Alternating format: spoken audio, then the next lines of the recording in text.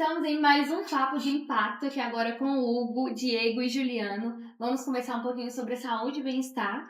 Hugo, conta aqui um pouquinho pra gente sobre você, depois o Diego e depois o Juliano.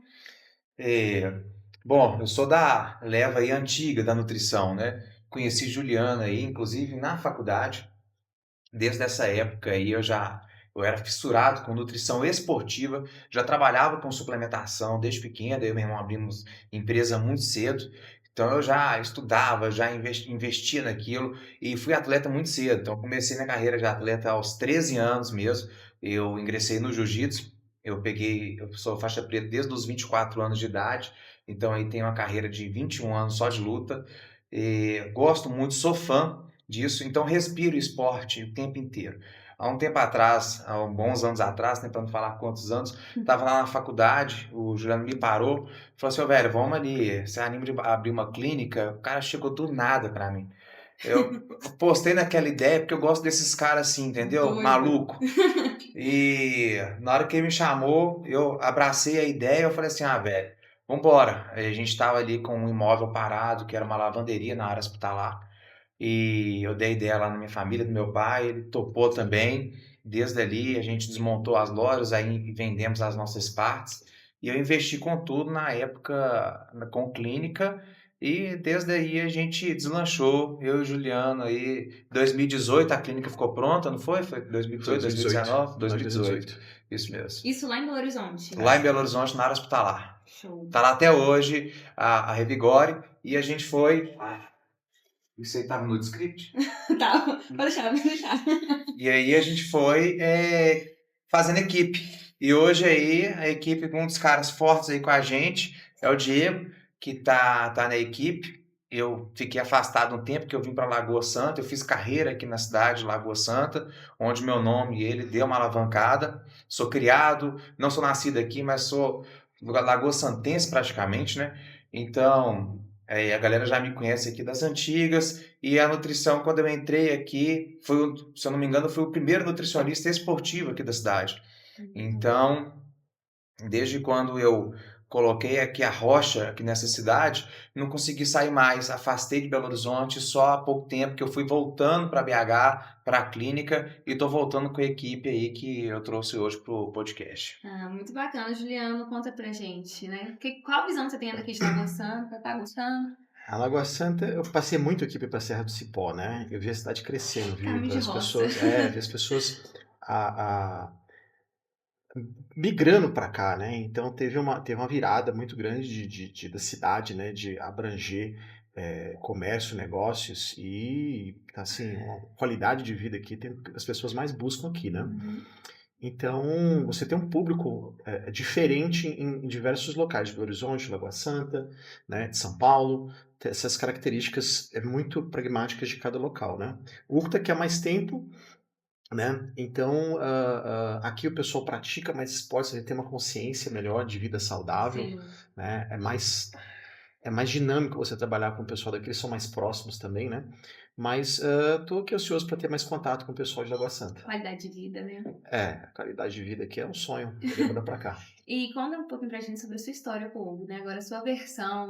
É, eu venho da nutrição desde o início dos anos 2000, né? Acabou que minha primeira formação foi engenharia, mas era para ser nutrição. E acabei abandonando a engenharia, indo para nutrição, isso ajudou na parte mais de pensamento abstrato. Entrei já, tentando já, sabendo o que eu ia fazer. E a gente já queria ir para a parte clínica de atendimento, né? Então a gente vai fazendo contatos. Aí um amigo apresentou o Hugo, conversei com ele, a gente resolveu falar, vamos empreender, vamos ter coragem, a gente abriu a clínica, né? Aí a gente foi tendo demanda, tendo networking com as pessoas, trabalhando, fazendo cursos e conseguindo abranger uma gama muito grande de destaque ali em Belo Horizonte, em outros locais, atendendo online, né? A gente atende online muito antes do online vir à tona, né? Mas a gente ama o presencial, né? O online sempre teve, né? Agora na pandemia que ele veio, ele deu essa abertura muito grande. Mas havia muitas Ficou mais pessoas que a gente conhecido. atendia, foi mais obrigatório, né? Necessário esse teleatendimento, mas a gente já fazia. Mas nossa paixão sempre foi o contato com o público, né? Então a característica muito forte minha, do Hugo, do Diego, é que a gente gosta de atender. A gente gosta de servir, a gente gosta de trabalhar com o paciente, a gente gosta desse contato presencial, dessa troca de energia, né? e sentir que você ajudou, que você serviu a pessoa ali com o atendimento, com conhecimento que você aplicou na vida dela, e é muito recompensatório, é muito prazeroso, uma satisfação enorme que a gente tem, né? Então, pra gente, nutrição é uma realização pessoal, é uma satisfação que a gente tem.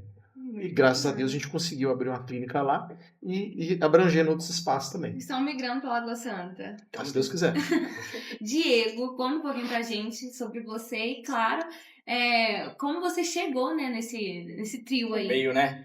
no meio. Bom, meu nome é Diego, sou de BH, sou nutricionista. Eu iniciei minha carreira como treinador, e aí eu conheci o Juliano, atendia os pacientes dele e tal, já que a gente tá falando um pouquinho dele, né? O Juliano, eu lembro que o Juliano em 2017, em meados de 2017, ele falou pra mim assim, olha, você já faz nutrição, então se você não migrar aqui pra atendimento aqui, eu não quero saber de você na minha equipe mais não. Eu falei, cara, agora eu vou ter que virar meu jogo aqui. Aí saí, parei de atender como treinador em 2017 ali. E aí comecei a atender com eles e foi uma virada de chave que eu comecei a ajudar mais pessoas, eu comecei a entender um pouco mais, eu aprendo muito com eles. E aí, através do Juliano, eu conheci outros nutricionistas, conheci o Hugo agora, a gente está fazendo parte da equipe, sou muito grato aí por estar fazendo parte da equipe dele. Estou conhecendo Lagoa Santa, estou gostando muito daqui também. Eu creio que a qualidade de vida aqui das pessoas, as pessoas têm aquele senso de buscar a qualidade de vida, então a gente traz isso, né? A gente gosta do atendimento presencial, então se conectar aqui em Lagoa Santa tem feito muito sentido pra gente. Muito bom. De fato, né, quando a gente fala de atendimento presencial, ele é mais humanizado, né? A gente Sim. sente essa humanização. Vamos lá. Hugo, como nutricionista diferencia um quadro de obesidade crônica? E quais indicadores são mais importantes para esse diagnóstico? Então, a gente já começa a ver a questão da sintomatologia do paciente. Então, não é só a parte bioquímica, a parte de exames. Se a pessoa já vem apresentando cansaço físico, o cansaço mental, uma queda de cabelo, começa a ter unha fraca, começa a ter a pele toda escamada, espinha, acne, o corpo literalmente cansado, abrindo boca durante o dia, a gente já começa a ver que a pessoa já está tendo algum problema associado à cronicidade. Então, a inflamação, ela vem através de aumento de radicais livres no corpo, principalmente em relação ao estilo de vida da pessoa. Então, se a pessoa tem um estilo de vida comprometido e começa a ter um aumento de peso em cima disso, e a pessoa só vai ter essa inflamação mediante alguns sintomas que podem destacar que logo depois a gente, pelos parâmetros bioquímicos, começa a ter certeza. E tem uma idade para essa obesidade crônica? Não, a obesidade crônica ela pode começar muito cedo, ela pode começar na infância. Ela se torna crônica logo depois que aquilo ali já não se resolveu no início. Então ela começa ali, a gente tem a obesidade hoje infantil, que é muito grave. Então a desinformação, hoje a nutrição ela está mais em alta. Hoje as pessoas estão buscando Conhecendo mais, mais sobre o assunto. estão conhecendo mais. Só que essas questões de ter o diagnóstico ele é muito importante porque, primeiro, a gente sabe em relação ao peso, em relação à altura dela, se a pessoa é obesa, ponto final. Mas para estar crônico aquilo, já são outros fatores relevantes. Juliana, a sociedade hoje vive cansada, não mentalmente, né, mas fisicamente também. Abre a boca durante o dia e esquece de tudo. Qual a relação sobre isso com a nutrição? Total. Então, você tem ações que a gente vai avaliar dentro da conduta com o paciente que você vai ouvir muito ele história. Então, a gente tem uma prática de semiologia clínica na amnese, que é ouvir o paciente, ouvir o histórico dele. Então, tudo baseia dentro da rotina que ele tem. Então, a pessoa, né, o que é o agudo e o crônico? O agudo é o que está acontecendo agora, né? O crônico é algo que já vem se perpetuando por um longo tempo e tem que entender o que o paciente faz. Então, quando a gente pega esse cansaço que a gente tem, o paciente de 2025 não é o paciente de 2014, 2015, 2018, né? A sociedade passa por etapas ali que hoje os dias estão mais curtos, você tem mais demanda para fazer. A grande queixa do paciente hoje, ele vem buscando emagrecimento, mas no final da consulta ele fala assim, olha, eu só queria performance. Eu quero acordar bem, eu quero ter produtividade no começo, no final do dia, eu quero ter vontade de fazer as coisas. Então você está tendo ali muita fadiga de diversas formas que a gente tem que fazer essa avaliação, né? O nutricionista ele consegue ter mais tempo com o paciente. Muitas vezes a desnutrição, a falta de absorção intestinal dos nutrientes que o paciente precisa. Então o paciente a gente pega ele fazendo o quê? Fazendo um jejum matinal, comendo muito mal de manhã. Almoça um self-service pouquinho, quer emagrecer, então resolve economizar no almoço. De tarde, às vezes lanche, às vezes não. Às vezes é uma rosquinha, um carboidrato, um café.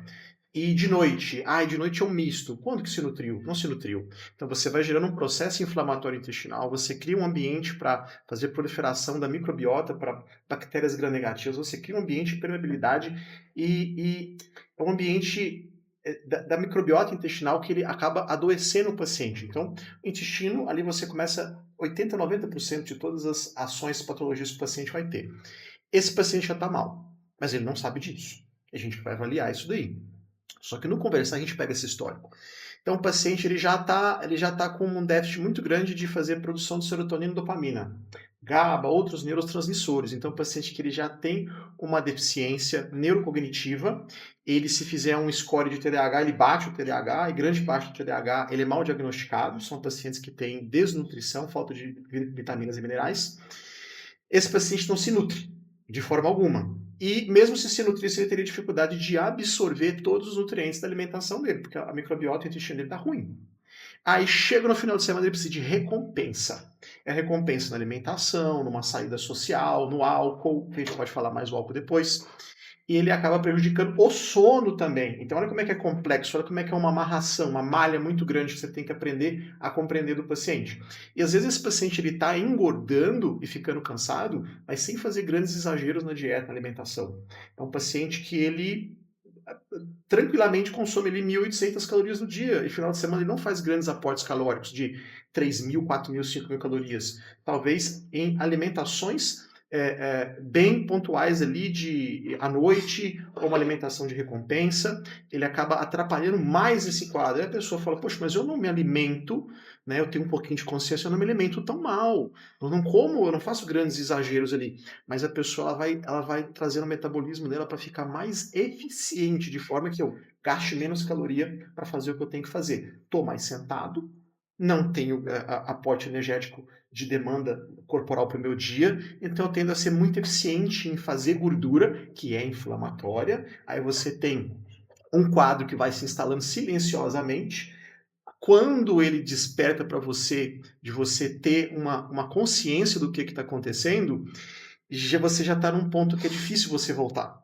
Para você fazer atividade física já é mais difícil, então você está esgotado, você tem um déficit neurocognitivo muito grande, você está desanimado, sua testosterona cai, cortisol aumenta, então é muita coisa que você vai trazendo. Quando a gente traz esse paciente que parece que é uma coisa simples, não é.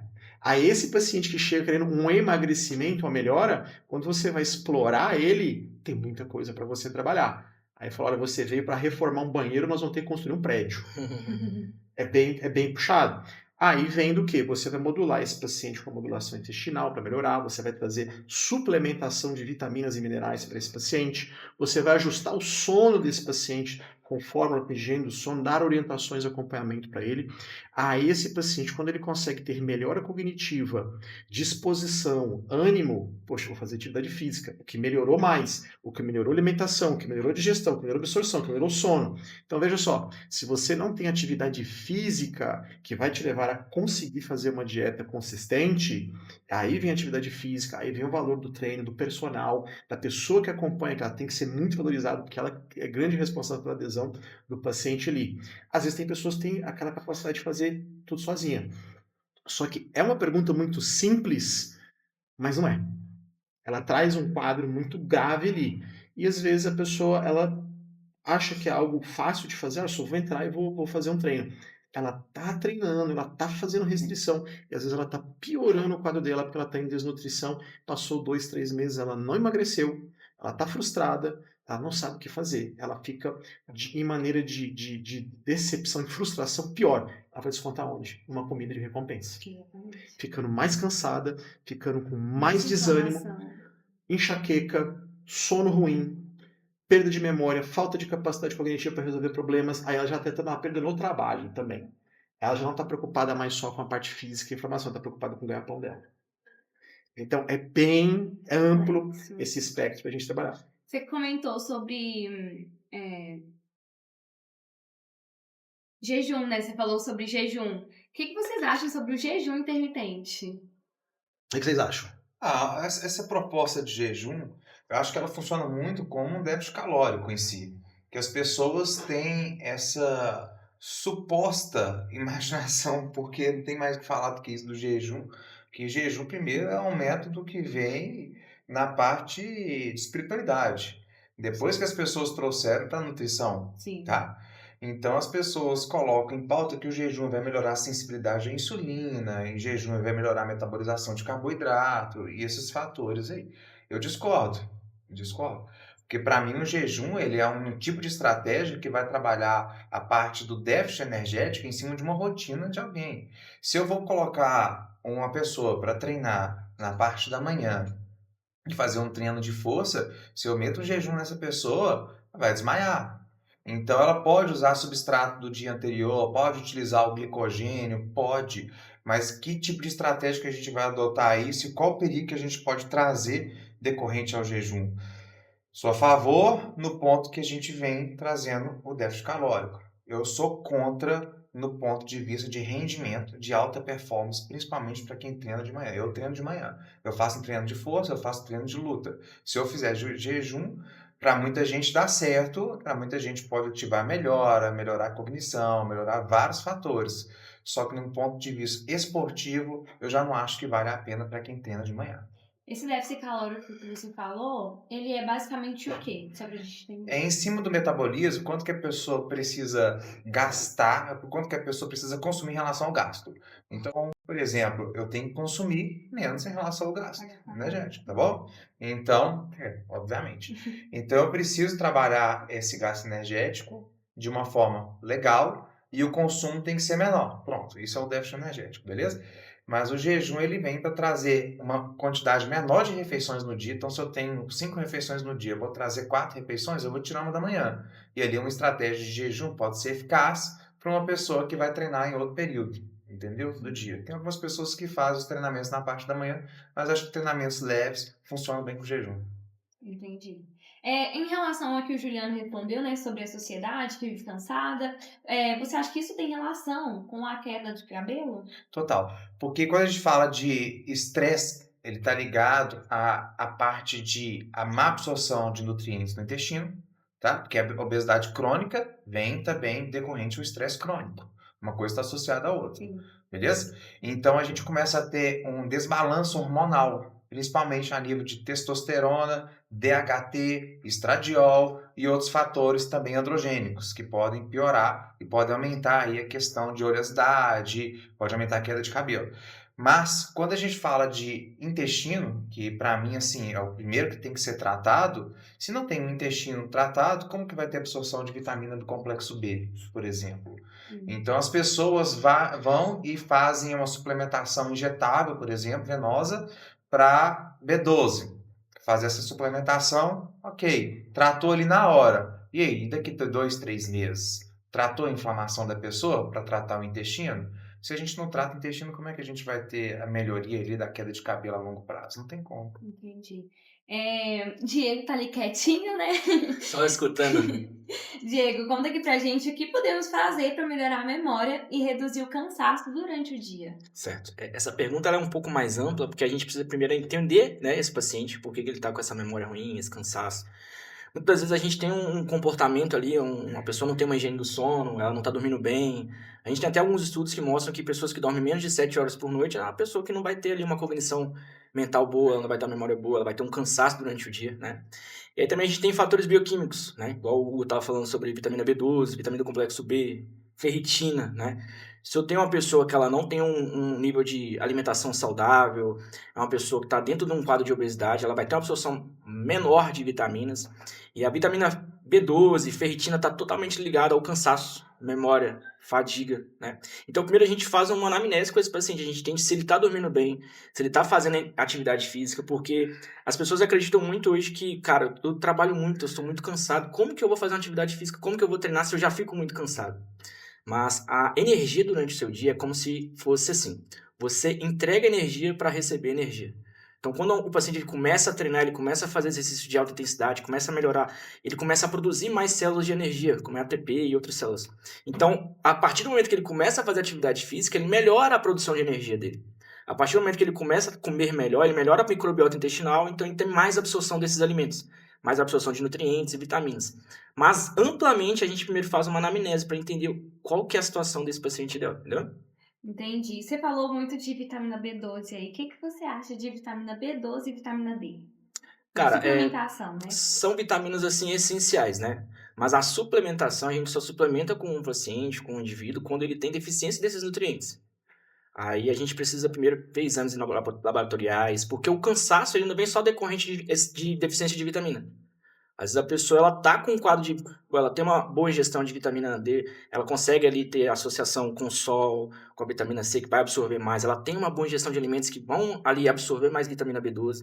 Então não tá caracteristicamente somente pela falta dessas vitaminas, mas são vitaminas essenciais que a gente na prática a gente consegue ver que muita gente na população tem deficiência de vitamina D e vitamina B12. Show. Muito bacana, inclusive. Ô, Hugo, conta pra gente qual é o ideal para quem não quer parar de beber e ter o resultado. O ideal é não beber. Ué. Não tem como falar de resultado e falar de bebida ao mesmo tempo. Não tem como. Mas agora, se é uma pessoa que realmente que se entende, uma pessoa compulsiva, que ela depende da bebida e está ainda em processo de retirada daquilo e ao mesmo tempo quer introduzir atividade física, eu acho que isso é uma coisa que é o primeiro passo. Então, nesse processo, a pessoa tem que pensar o seguinte: eu vou ter esse processo até largar a bebida por completo.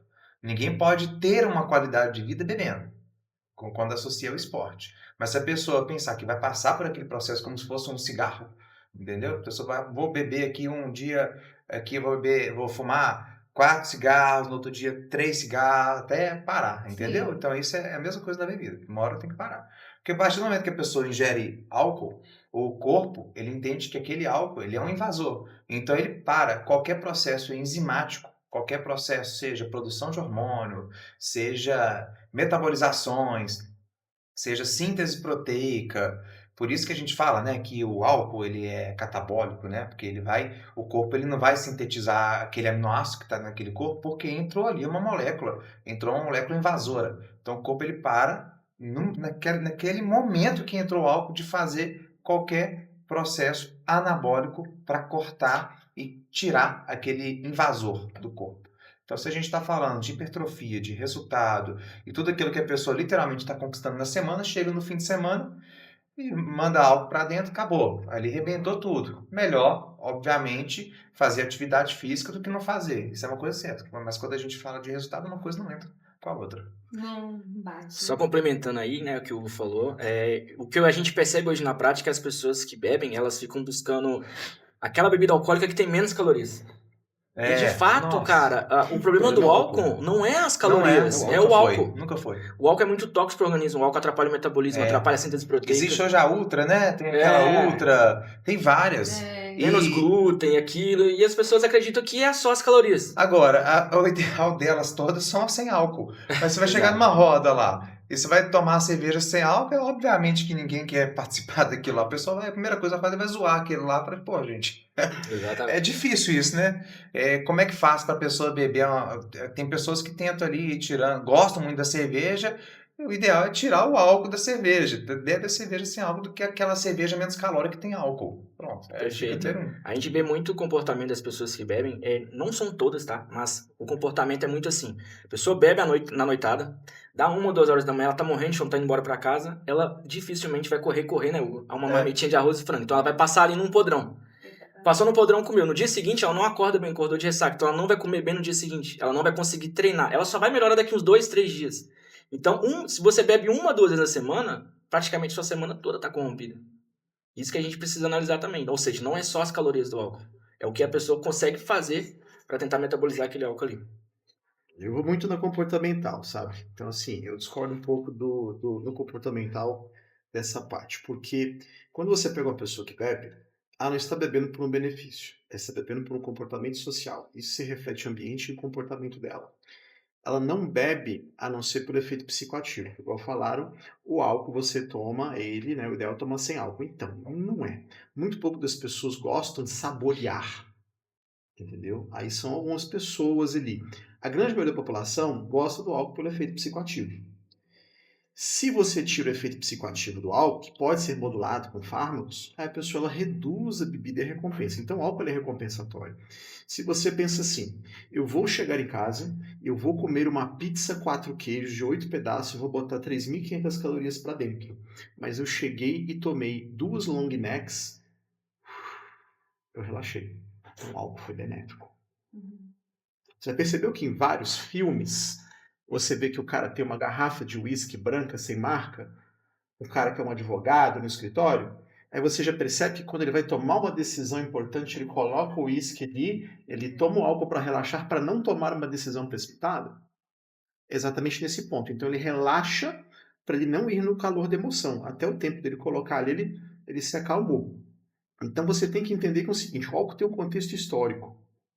O álcool ele é benéfico? Não. Ele é um alimento? Não. Isso tudo depende de contexto. Então, se você entende que essa pessoa ela consome álcool, beleza.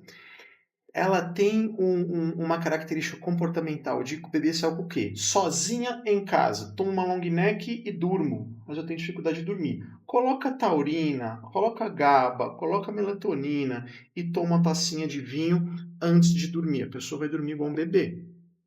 Pouca coisa. Agora, a partir do momento que você toma até 6 doses de álcool na semana, que seriam 50 ml de rum, vodka, gin, você afeta a tua arquitetura do sono e isso atrapalha muito. Então, entendendo o quê? É muito fácil chegar para uma pessoa que faz ingesta de álcool e falar o seguinte, não beba, que é melhor. Com certeza, eu não bebo, já bebi, e é muito melhor não beber. Só que esse paciente que eu estou tratando, ele tem um histórico. Ele vem de um histórico. Ele é um cara que eu consigo tirar, ele é um engenheiro, ele é um advogado, que está numa profissão extremamente desgastante. Não se gabando, mas a nossa não é. A gente já vê pessoas o dia inteiro, final de semana a gente quer ficar quietinho, sem ver ninguém, quer no mato. Né? A pessoa que ela tem uma ação muito estressante, ela quer ver gente, ela quer sentar numa roda, ela quer estar num bar, num boteco, num restaurante, e o álcool é recompensatório, poxa, o ambiente é recompensatório, o álcool é recompensatório, o tirar gosto é recompensatório, aí vem o tirar gosto. Aonde a pessoa ela perde o freio de mão e acaba fazendo ingesta para mais do que ela poderia fazer, e ela não está modulando o que ela vai consumir da dieta, ela simplesmente consumiu sem avaliar o que ela está consumindo. E isso pode ter efeito deletério no processo dela. O álcool, quando ele for metabolizado, ele vai virar acetaldeído. Quando você tem ali uma ingesta alimentar bem programada do antes, o que o álcool vai fazer? Ele vai literalmente tirar todo o glicogênio que você tem no fígado, nos músculos, e jogar para a corrente sanguínea e vai causar uma hipoglicemia. E ele vai fazer um efeito no teu corpo, que é um efeito diurético, que é o seu corpo tentar pegar toda a água que você tiver e jogar o álcool para fora. Porque você tem um nível de grau alcoólico por ml sanguíneo e o teu corpo entende isso como tóxico. O álcool ele é nefrotóxico ou neurotóxico, então depende de cada pessoa. Ele pode ser deletério? Pode. Mas não dá para afirmar para todas as pessoas nesse nível, porque a gente não faz a medição disso. Então tem aquela pessoa que faz o consumo social, bebo socialmente. E tem aquela pessoa que bebe cronicamente durante a semana. E às vezes aquela pessoa que assim, saiu, foi num bar e tomou uma dos long necks ali, não vai ter tanto efeito. Só que o seu corpo, para ele poder fazer essa excreção do álcool, ele vai aumentar toda a diurese sua de jogar ali líquido, água na corrente sanguínea para você fazer a excreção pelos seus rins, então ele pode ter essa nefrotoxicidade e você excretar, e por isso a pessoa vai muito no banheiro. Só que aí, beleza, o que acontece com essa pessoa depois? Ela está desidratada. E aonde você vai puxar água? No cérebro. Por isso a ressaca do outro dia. Então, se hidratar enquanto você faz o consumo alcoólico é importante. Você vai ter hipoglicemiado. Quando a pessoa está hipoglicemiada, o que a gente geralmente faz? Come um doce, um chocolate. Toma coca. Então, às vezes a pessoa pensa assim, poxa, esse paciente está passando... Esse paciente, mania de falar paciente. Essa pessoa está passando mal. Ela está com pressão baixa. O que a gente faz? Sódio. Ah, não, ela está com... Ela bebeu muito e ela passou mal. Aí o que você vai fazer? Dar sal? Não, vai dar açúcar. Eu já vi esse efeito numa vez numa festa que eu fui, no aniversário, que a pessoa estava inconsciente ali e um médico atendendo, né? E ele falou assim, não, ela está com pressão baixa. Eu falei, e se ela tiver tido uma hipoglicemia por ingesta de álcool? Você vai dar sódio para ele? Aí ele parou e pensou. Falei, dá uma Coca-Cola, tem os dois. Então, muitas vezes as pessoas banalizam algo que você consegue ter uma melhora com uma coisa muito simples. Só que olha onde é que você colocou a pessoa nessa situação, dela beber tanto que ela perdeu a mão. Aí eu concordo com a resposta dos meninos ali do álcool e trazer você numa situação que pode colocar risco e que vai atrapalhar toda a atuação do treino que você tem ali dentro da tua rotina. Nos próximos 2 dias você não vai ter, né? Vai comer muito mal. E se a pessoa ela se programou, ela fez um uso de complexo B, a gente tem na farmácia Xantinon, você precisa depurar esse acetaldeído que ele fica ali trabalhando no teu corpo. Então o que vai ajudar? B1, B2, B3, fazer uma suplementação de B9, de B6, para a parte de neurotransmissores, a pessoa está bem no outro dia, fazer um consumo de carboidrato bem programado antes e depois da ingesta de álcool. Programar a ingesta de álcool, vai ter um excesso calórico? Vai ter que ter um excesso calórico. Só que a pessoa, se ela se programou, foi num show, fez uma refeição antes, consumiu, hidratou, consumiu depois, como é que está ela no outro dia? Fazer nada. Só que aí é um uso de álcool consciente, onde com o tempo, o que vai acontecer com esse paciente? Ele vai ter uma demanda de consumo. Daqui 6 meses, esse paciente fala, cara, eu estou consumindo 2 long necks e um espetinho, 2 espetinhos. Qual que era a média dele antes? 12, 14 long necks. Então você traz ele num processo fisiológico onde o próprio corpo dele vai, não quero. Está muito tranquilo. O Juliano falou aqui 2 coisas que são interessantes colocar. Que as pessoas trazem o álcool como um ansiolítico. Exato. Sim. Isso aí, quando a gente pensa nessa questão, é como se fosse a própria medicação. E muita gente, e a gente fala que tem interferência, né, de álcool e medicação ansiolítica, muita gente prefere entrar ainda no álcool do que entrar na medicação ansiolítica. Entende? Então, às vezes, em certos momentos, se a pessoa está sofrendo de ansiedade, está jogando um álcool para tampar aquele processo ali depressivo, um processo de ansiedade que está passando, eu sou a favor de, ao mesmo tempo que for desmamando do álcool, for entrando com medicação. Eu sou a favor da medicação. Eu acho que ela tem que entrar no momento certo. Sou mais a favor da medicação ansiolítica do que o álcool. Porque o ansiolítico ali a gente vai tratar de via medicamentosa e controlada. Álcool não. E outra coisa que o Juliano falou, que é uma coisa interessante da parte diurética. A bebida, na minha opinião, não sei se é das suas, mas para mim a pior bebida disparada é a cerveja. Para mim, disparada. Ela pode tirar gosto junto? Não, e outra coisa, pensa comigo. Ao mesmo tempo que a cerveja hidrata, por conta da composição, a maior parte ser água, ela desidrata, quando a composição tem álcool. Então você tem um processo de hidratação, processo de desidratação por ela. Então, quando você tem sede numa destilada, vinho, bebe água, beleza? E você tem um teor alcoólico maior. Resumo, você fica chapado na rápida. Olha bebe um menos. comportamento que assim, é até inteligente. O cara que ele vai tomar whisky, ele toma 1 ou 2 doses, 50 ml, ele não come nada junto, porque não dá pra você comer nada com whisky. E geralmente ele mistura o whisky com o quê? Água de que tem eletrólitos. Então ele, além de estar já se hidratando e colocando eletrólitos que ele vai perder... Não, eu tô falando que é para tomar uísque. Eu tô falando que se a pessoa tem consciência da ingesta de álcool que ela está fazendo, ela faz um processo que a gente chama de contenção de danos, para que com o tempo ela faça esse desmame de uso de álcool como ansiolítico ou como um fator dopaminérgico de gerar recompensa. Porque a pessoa não entende que o ambiente é recompensatório. Só que todo mundo gosta disso aqui, ó. Segurar alguma coisa. Né? Aí você vai trocando, você vai segurando menos, você demora mais tempo para consumir uma bebida, você vai consumir. Então, a gente trabalha muito com o paciente nessa parte neurocomportamental. Então, tem que ser feito muito uma avaliação em cima disso daí. Resumindo, né? Qual que é a bebida que menos atrapalha meu físico? É a bebida que você bebe menos. Exato. Boa. A que derruba mais rápido. Uma bebida cara, né? Bebida cara, de preferência. De preferência. Vocês estão falando aí de bebida, né? Agora é um pouquinho mais pro pessoal mesmo. Eu sou apaixonada com Coca-Cola. Maravilhoso. Normal? Normal.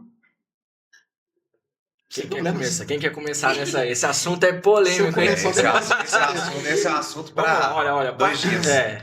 Eu vou só gravar, vou pedir o Gabriel pra gravar um pouquinho, só pra eu poder postar no meu story normal, tá? Claro. Porque eu vou tomar um fecho aqui, vamos ver se eu tomo vergonha na cara. E olha que a gente não combinou nada. Cada um deve ter sua vamos lá. opinião sobre Cada seus um, estudos cada um tem aqui. sua opinião. Eu já adianto, eu sou totalmente a favor da Coca Zero. Da Coca Zero? Tá. Eu adianto que depende. Eu também sou a favor da Coca Zero, mas depende de quem é a pessoa. Às vezes a pessoa é um atleta de alta performance, ele quer treinar, aí ele coloca uma Coca-Cola Zero às vezes ali num pré-treino, vamos dizer assim. Mas agora a pessoa que quero tomar Coca-Cola, eu também sou adepto à Coca-Cola Zero. Nossa. Eu sou adepto ao contexto. Então, é o seguinte, se você coloca uma Coca-Cola Zero, você toma 2, 3 litros de água, beleza. Aí você pega uma coquinha no almoço, aí você quer economizar as calorias, você está num processo e você tem uma recompensa, ela geladinha com limão, beleza. Vamos falar da Coca-Cola normal. Cristiano Ronaldo pegou e fez assim na Coca-Cola normal. Puta do idiota. Não entende bioquímica.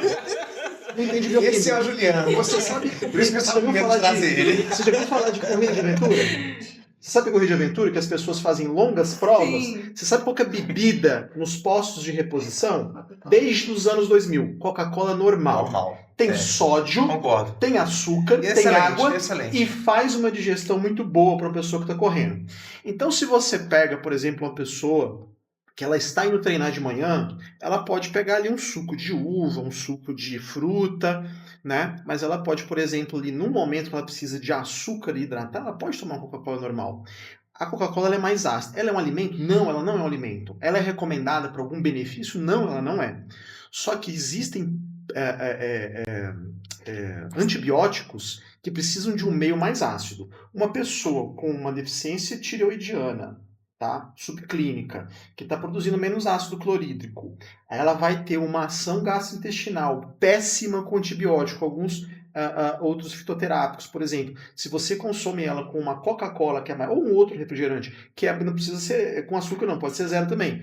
Esse meio ácido vai ajudar a absorver mais, tá? Esse fármaco ele vai ser melhor absorvido pelo intestino.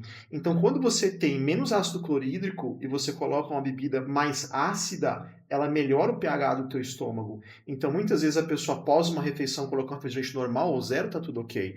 Você pega uma pessoa, tá, que precisa fazer uma ação de bater a quantidade calórica no dia. Aí você bota 2 vezes, 3 vezes no dia para Coca-Cola com açúcar normal, ela consegue. Só que eu estaria fazendo ela comer 1 quilo de arroz e ter um palmbolismo muito grande, uma sensação de empachamento muito grande. Aí a gente tem que entender, tudo é contexto, né? Então, se você pensa assim, poxa, a Coca-Cola é um alimento, ela é benéfica? Não, ela não é. Mas depende do contexto ali. Eu tenho pacientes diabéticos tipo 1 que ficam hipoglicemiados no treino. O que é muito fácil para elas, assim que mediu com o sensor, que está caindo para 70, 60 de glicemia, abriu uma coquinha normal, tomou, subiu, pronto. Posso continuar, não tenho problema. Até mastigar, comer alguma coisa, demorou muito. Então, tudo depende de você saber bioquímica. Então, o médico nutricionista que não sabe bioquímica já tomou pau. E você entender o contexto desse paciente. Então, não é prescrever, mas também não é demonizar. Agora a pessoa assim, olha, eu adoro uma coquinha normal, eu gosto de tomar. Vamos contextualizar, então, só a parte calórica. Aonde você está colocando? São quantas calorias? São 100, 200, 300 calorias? Eu consegui distribuir isso para você? Você consegue tomar. Estou fazendo uma restrição muito grande? Olha, vamos trocar por uma Coca Zero só por um período aqui para a gente economizar nas calorias. É entendeu? moda. Mas se você tem uma quantidade calórica sendo gasta muito grande, eu consigo encaixar uma coquinha, te deixo mais feliz, você tem mais adesão na dieta, entende? Então assim, mas o refrigerante, que é o xarope de groselha, de milho, ele foi associado à obesidade e celulite, né, que eles colocam. Sim, porque a celulite é acúmulo de gordura em regiões ginóides da mulher com água e tem uma deformidade do tecido linfático ali. Refrigerante não causa celulite, é burrice de quem estudou bioquímica. Então, é o seguinte, a pessoa ela tem uma deformidade porque ela acumula na região ginoide gordura com água e tem uma deformidade no tecido linfático. Se essa pessoa emagrece, ela melhora esse aspecto dela. Não é o refrigerante. Só que quem que está nos estudos associados? Americanos obesos que tomam 2, 3 litros de Coca-Cola por dia. Só Coca? Não. Comendo mais 3, 4, 5, 6 mil calorias de bobagem. Só que o xarope de milho que tem ali veio do refrigerante normal. Mas você vê várias pessoas dos anos 80, dos anos 90 ali, que consumiram refrigerante e não tiveram nenhum tipo de malefício estético disso daí. Agora, associar o refrigerante é um malefício, é muito complicado. Ah, mas tem o adoçante, tem o corante. Já foi provado que você precisa de uma base de 10 mil latinhas de Coca-Cola por dia para você ter um malefício do refrigerante na saúde. Já tudo é contexto. E a Coca, ela vem, hoje em dia, esse tema, ele virou um tema moda. É um tema que gera mídia. Então a galera gosta muito de falar isso sem ter contexto científico, sem saber sobre o que está falando. Eu sou a favor a partir de um ponto que você citou. Você gosta da Coca comum, correto? Sim. Eu tenho certeza que você tem dificuldade com a Coca Zero. Nossa, demais. Porque quem gosta da Coca comum é igual a pessoa que gosta do chocolate. É altamente chocolatra e você pede a pessoa do nada comer chocolate 70%, de preferência sem Sim, açúcar. A sim. pessoa vai te matar. Você aqui vai para aquele lugar. E a mesma coisa de chegar para alguém da Coca-Cola comum e falar, vai para a Coca Zero. A pessoa que é fã do café com açúcar, vai para o café sem açúcar. É processo. Então, eu sou a favor, a partir do momento que esse processo é introduzido, a Coca Zero, em favor da retirada daquilo que a pessoa está tendo uma ingesta alta de açúcar. Então, a gente está fazendo isso decorrente que a inflamação ela é também ocorrida pelo fator açúcar, Sim. pela quantidade de açúcar. A celulite também ela é cada dia mais inflamada pela quantidade de açúcar ingerido, que o corpo não consegue metabolizar. Obviamente que não é o produto, não é o adoçante, mas a quantidade. Então, se a gente consegue fazer o desmame de uma Coca-Cola comum e ir partindo para a Coca Zero, isso aos poucos a pessoa vai melhorando. Sabe quando? Ponto. Entendeu? Vai acabando a inflamação. E quem é a favor, quem gosta da Coca Zero, não vai ficar tomando litros de Coca Zero. Dificilmente as pessoas tomam litros de Coca Zero. Mas a pessoa que gosta da Coca comum, se deixar, ela toma litros. E acompanha, geralmente, a um salgadinho, outras Exato. coisas que são o quê? Sal. Que a gente entra naquele ponto também de desidratação. Industrializado, né? Aí Industrializado. sim, pode fazer processo inflamatório. O Hugo está falando, por exemplo, que quando o açúcar, você tem produtos de glicação avançada que você tem. Então a pessoa não tomou uma tacinha de coca no almoço, ela matou 1 litro, 2. Aí a gente está trazendo. Agora você comeu arroz, feijão, carne, legumes, você trouxe um contexto alimentar que até mitigou esse pico glicêmico da coca, sendo ela normal, ou você consumiu uma zero, tá beleza. Você tomou o quê? Tomou 100, 150, 200 ml. Dá para você trabalhar. Agora aquela pessoa que ela senta no sofá e toma 2 litros de coca. Aí a gente está falando de coisas diferentes.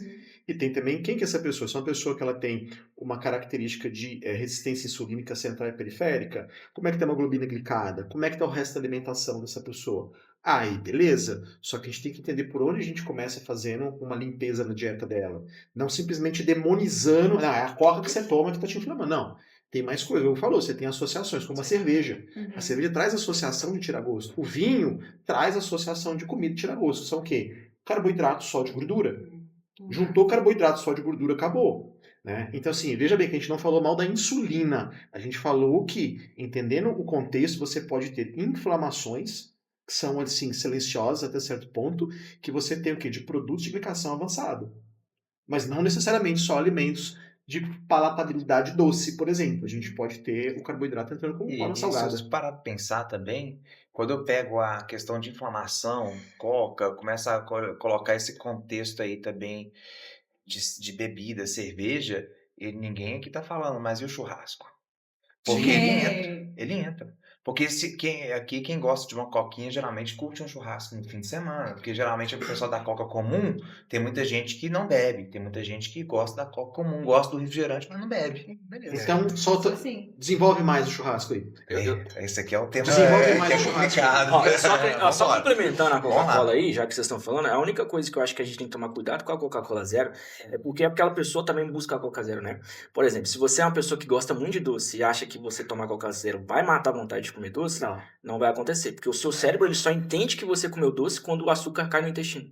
Ou seja, você ficar matando litros de Coca-Cola Zero porque você acha que está mascarando a vontade de comer doce, você está fazendo um efeito até, vamos dizer assim, uma psicologia reversa, né? Que não está acontecendo aquilo que você está imaginando. Efeito anfetaminérgico, cocaína. Para pensar, tudo aquilo que eleva dopamina demais, ela uma hora cai.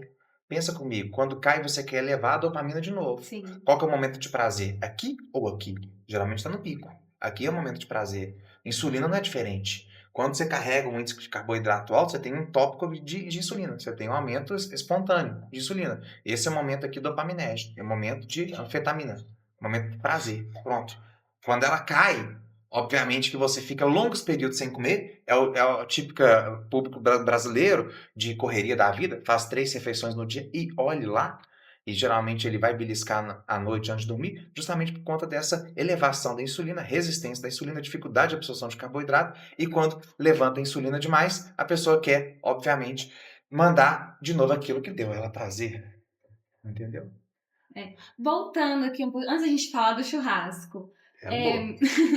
Por que a gente, eu tenho muitas amigas, né, a gente comenta sobre o fato da Coca Zero, por que a gente não entra na Coca Zero? Porque a gente acha a Coca Zero muito mais doce Sim, ela é. do que a Coca normal. A sensação de Adoçante. doce da Zero É muito adoçante forte. é muito mais forte que o açúcar. Muito mais forte. É por isso, eu acho que Sim. É a dificuldade. Olha, eu já vi algumas pessoas tendo resposta, uma piora gastrointestinal pelo aumento de Coca-Cola Zero. Por exemplo, a pessoa que tem uma síndrome do intestino irritável, às vezes o excesso de adoçante ali na Coca-Cola Exato. Zero Juliana, ele pode causar, falar bem disso aí. pode causar problemas intestinais na pessoa. Então não é também demonizando a Coca Zero, tá? Exatamente. Mas trazendo num contexto que depende do contexto que a pessoa quer tomar, o porquê que ela quer tomar e quem é a pessoa também. Juliano passou por um processo de estresse aí na época de TCC. Teve Não, o Crohn. meu foi várias coisas, né? Eu sempre tive uma vida mais assim de atleta. E por processo de trabalhar muito, de ter uma rotina de trabalhar na madrugada, trabalhar 16 horas, 18 horas por dia, né? Fazer faculdade. Eu vim da engenharia, então eu vim com um processo de estresse muito grande, né? Fazer nutrição e fechei empresa, altos e baixos. Aí eu tive 2 anos de uma alimentação muito industrializada. Baixa imunidade, excesso de estresse, uma alimentação ruim, eu desenvolvi doença Crohn.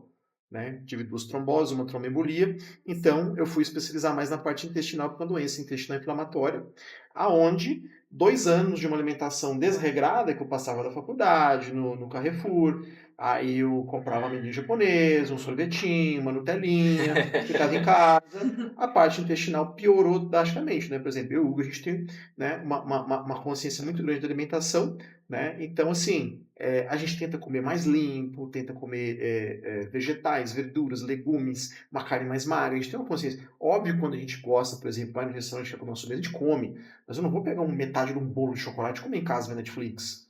Né? Dá para comer pizza? Dá para comer pizza, dá para comer japa, dá para comer hambúrguer, dá para fazer dieta em vários restaurantes. E até com a comida que, assim, flexibilizada, não liberada, né? Então, quando você traz um entendimento em cima da parte do microbiota, como o Diego falou, da Coca-Cola, aí quem que é esse paciente que está tendo a piora? É uma pessoa, por exemplo, que faz atividade física e já come bem? Não, não é.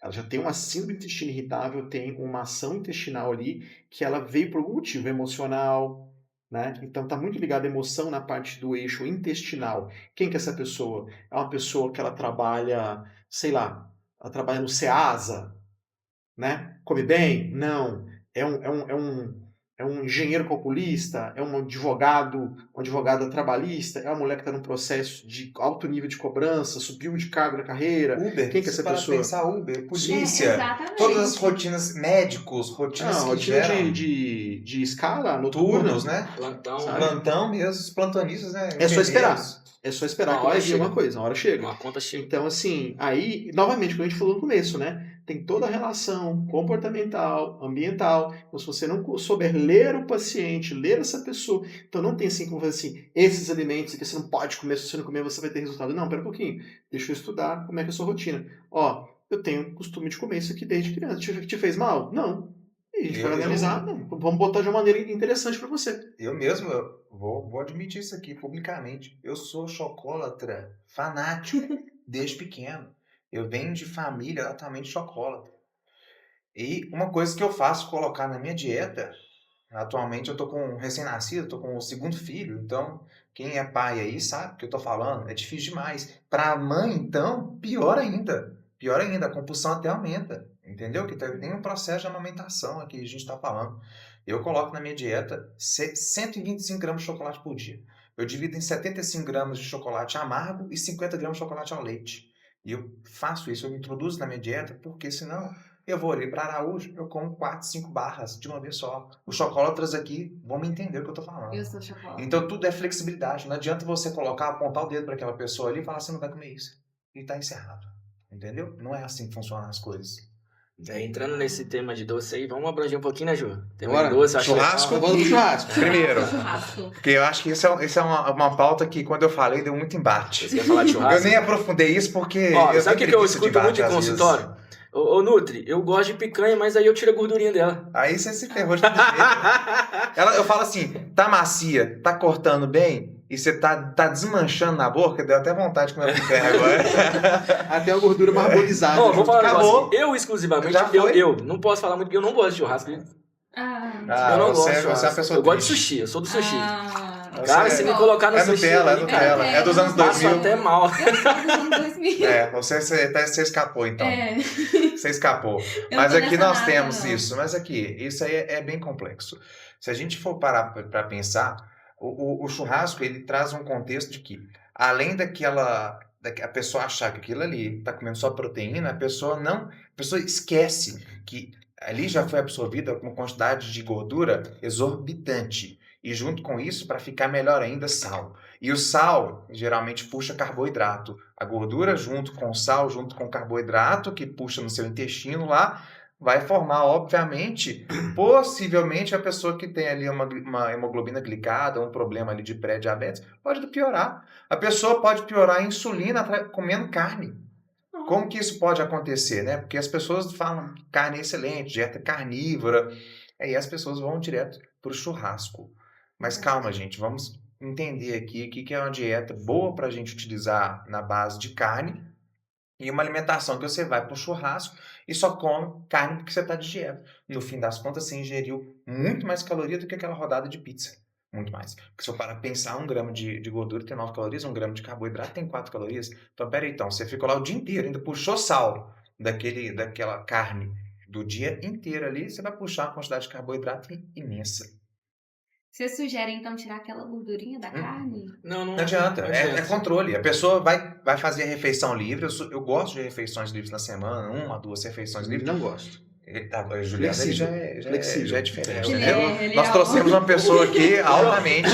Não, a livre eu não gosto porque se você for a festinha de criança, cada copo de salgado, cheio de salgado, vai ter mais ou menos uma base de 1.000 calorias e livremente o comeria uns 8 copinhos. Então ele bateria com certeza. 7 mil, 8 mil calorias. Então, eu passo mal naquele momento. O Flexível, nutricionista, ele vai te flexibilizar, vai falar, olha, você vai no japa, você vai comer 20 pecinhas dessa, você vai comer 10 pecinhas dessa. Eu sei quantas calorias você comeu, mas eu te dei uma refeição flexível. Eu estou responsável de ajudar você a você flexibilizar e diminuir. Então, quando você dá liberdade, igual você e o casal fala o seguinte, olha, no final de semana a gente pega quem a gente quiser. O casamento tá certo? Não. É a mesma coisa, não tem como fazer a refeição livre. É como você dar entendimento ao paciente fazer refeição flexível. Aonde eu sei quem faz muito isso é o André Zucro, que é um cara que é um mestre pra gente. Ele não dá refeição livre, refeição flexível. Eu vou te dar isso aqui para você consumir tal hora e vou ajustar você para você conseguir consumir. Ou o do chocolate. Não tem importância comer 100, 150 gramas por dia. É pré e pós-treino? Eu peguei uma janela anabólica. Eu fiz essa quantidade de calórica trabalhar a meu favor. Eu criei um ambiente insulinogênico que é muito benéfico para mim. Eu como sozinho de tarde que eu tô com compulsão. Eu preciso trabalhar o comportamento dessa pessoa. Isso é individual. Eu penso mais na... Cada um tem seu jeito. Eu penso na questão, por exemplo, eu tô em festa de criança. E agora eu vou ter outras festas de criança. Tem que alimentar. Mas tem situações, por exemplo, que não tem como. Que eu tô viajando, eu tô em hotel, aí ali eu vou para uma situação ali de uma festa que vai estender. Então, eu tento colocar em cima daquilo, cada um tem um modelo. Sim. O Juliano tem um modelo de flexibilidade. Eu já jogo a refeição livre. Então eu noto resultado em pacientes dessa forma, já noto resultado em outros. O Hugo é magro a vida toda e faz uma quantidade de exercício físico muito alta. Então para ele comer ali uns 4, 5 copos de salgado, é tranquilo. Tranquilo. Agora, estamos falando de quem? Estamos falando de uma pessoa que veio procurar um nutricionista, porque se essa pessoa tem o mesmo metabolismo do Hugo, ela já não foi no consultório. Ela já não vai, a gente não atende essa pessoa. Não, Errado. não. A gente Meu atende pessoas público, com meu dores. público é com metabolismo ruim, meu público Então, quando a gente pega essa difícil. pessoa que ela precisa de ajuda, ela não quer uma dieta mágica, ela quer poder fazer as coisas que ela gosta de fazer, causando o mínimo de prejuízo possível. Aí entra o nutricionista e virar e falar para você. Então é o seguinte, se você soubesse o que eu vou te passar, você não vinha em mim. E na internet tem muita a informação trocada. Então, se eu consigo individualizar para você, Vitor, eu consigo fazer o seguinte, olha, vamos fazer esse plano aqui, final de semana. Júnior, final de semana eu vou num casamento. É sábado? É. Aqueles que é de tarde. Então, beleza. Você vai sair de casa só para almoço. Você chegou às 15 horas, o casamento é às 17, termina às 20 horas. Você está de meio-dia até às 8 da noite sem comer. Você está morto de fome. Aí chegou lá o quê? Pô, salgadinho, você vai comer. Agora, Juliana, esse contexto, como eu vou trabalhar? Aí é papel do nutricionista te orientar e falar o seguinte, olha, vamos fazer um almoço aqui, dar mais saciedade para você, vamos trazer um carboidrato, vamos trazer... Aí vem algumas práticas, a gente falou isso, de jejum, que a gente pode fazer o seguinte, né? É trazer, de repente, um período de jejum para você, que você, num dado momento ali, você pode, de repente, se ausentar, fazer um consumo de um whey, com um leite em pó, com iogurte, uma coisa do tipo ali, ou você fazer um fracionamento muito maior de refeição pré, para você ter um período ali pós-prandial maior de absorção da alimentação, para você, como se você fosse alimentação maior no almoço ali, para você ter que ficar várias horas em digestão e de frequência alimentar maior. Você já chega, quais são os alimentos que eu vou pegar e preparar? Quando a gente traz isso, é eu trazendo para o paciente um ambiente mais facilitador para ele ter resultado, sem eu ter que fazer ele ir no casamento com uma Rita. Eu já não gosto.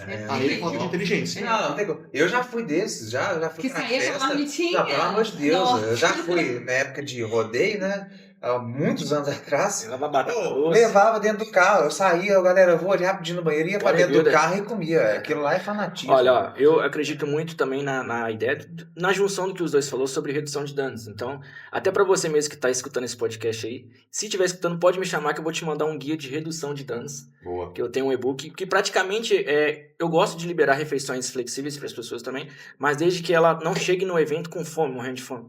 Porque, olha, eu vou colocar uma prática que aconteceu comigo. Teve uma vez que eu fiquei sem almoçar e sem lanche da tarde e eu cheguei para comer num restaurante. Eu lembro que eu estava acompanhado com uma pessoa e a gente pediu 4 porções para 2 pessoas. Por que a gente pediu isso? Porque a gente estava morrendo de fome. Quando você está com muita fome, você tem um aumento de um hormônio que chama cortisol, que é um hormônio que gera estresse, e automaticamente você tem uma queda de BDNF, que é um fator neurotrófico derivado do cérebro que controla o seu comportamento. Então, você tá com muita fome, você nunca vai pedir um arrozinho com frango. Você vai, caraca, eu quero aquele dali, ó, aquele hambúrguer de 4 andares. Então, refeições que consistem em você ficar saciado antes de sair de casa é uma estratégia muito boa, eu gosto de utilizar. E não vá ao supermercado com fome. Isso é o que Isso é um mandamento bíblico. É um mandamento. Tinha que ser um mandamento. Compra até vassoura, né? Primeiro, que quando você pega a linha ali de prateleira, o que mais vende são os produtos coloridos, geralmente estão do meio ali para baixo, um pouco para baixo. Por quê? Isso está na altura das crianças. Então, as crianças determinam o supermercado dos adultos, praticamente. E se acompanhado a isso, um adulto ainda vai com fome, imagina o BO que vai há dar naquele momento. Então, isso que ele falou é total relação.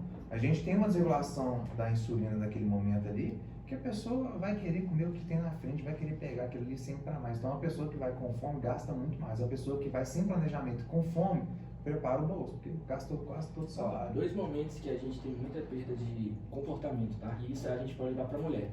Quando ela tá com fome e mulher em período menstrual também. Mulher em período menstrual, a gente tem até alguns estudos que mostram que mulheres em período menstrual, elas compram mais. Porque elas também têm essa queda de comportamento. Então é algo da gente trabalhar muito o comportamento com essas pessoas também. Mexe muito o psicológico Muito. dela, então ela vai... Muito.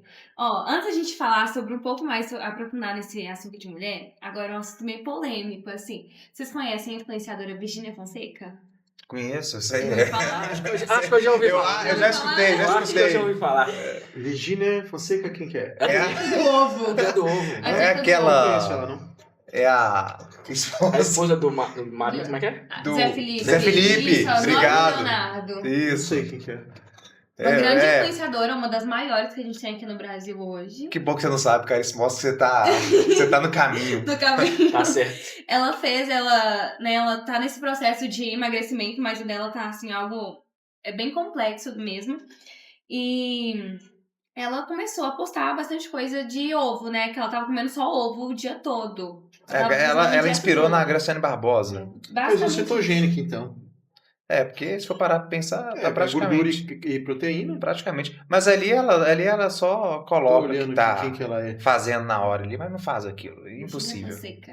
Eu nunca vi. O que vocês têm a dizer sobre essa dieta do ovo? Tanto Graciane Barbosa ou Virgínia? Que quem tiver do lado, coloca um grampo de nariz Não ali, ó. existe Tipo assim de dieta dieta. do ovo, Ah. né? Ela faz uma restrição calórica, uma composição de macros da dieta, onde ela tem preferência de usar o alimento, que é o ovo, como o alimento que entrega os macros que ela está procurando. Não existe dieta de ovo, dieta da carne. É o seguinte, o termo dieta, ele vai representar uma ação estratégica que você está fazendo.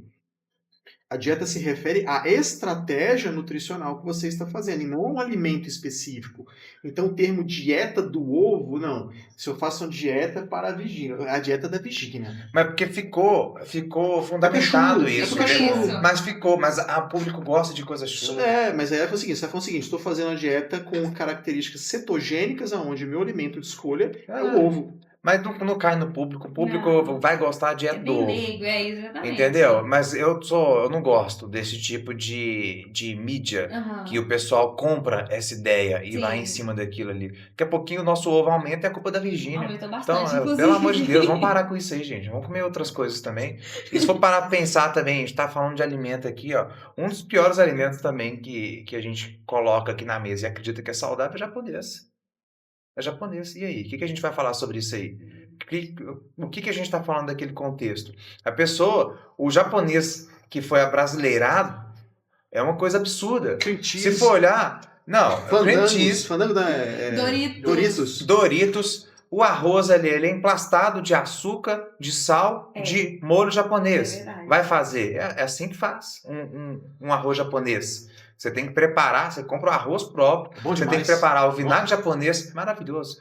O açúcar na quantidade absurda em restaurantes, para realmente, principalmente se for rodízio, Sim. a pessoa quer fazer o quê? Que a pessoa encha mais rápido. Então vai encher com sal e açúcar. Maravilhoso aquilo ali, é excelente. A pessoa ali se ferrar tudo que existe na hora é bom. Eu sou fã de japonês desde pequeno, gosto demais, mas aquilo em relação à caloria lá é nas alturas também, nas alturas.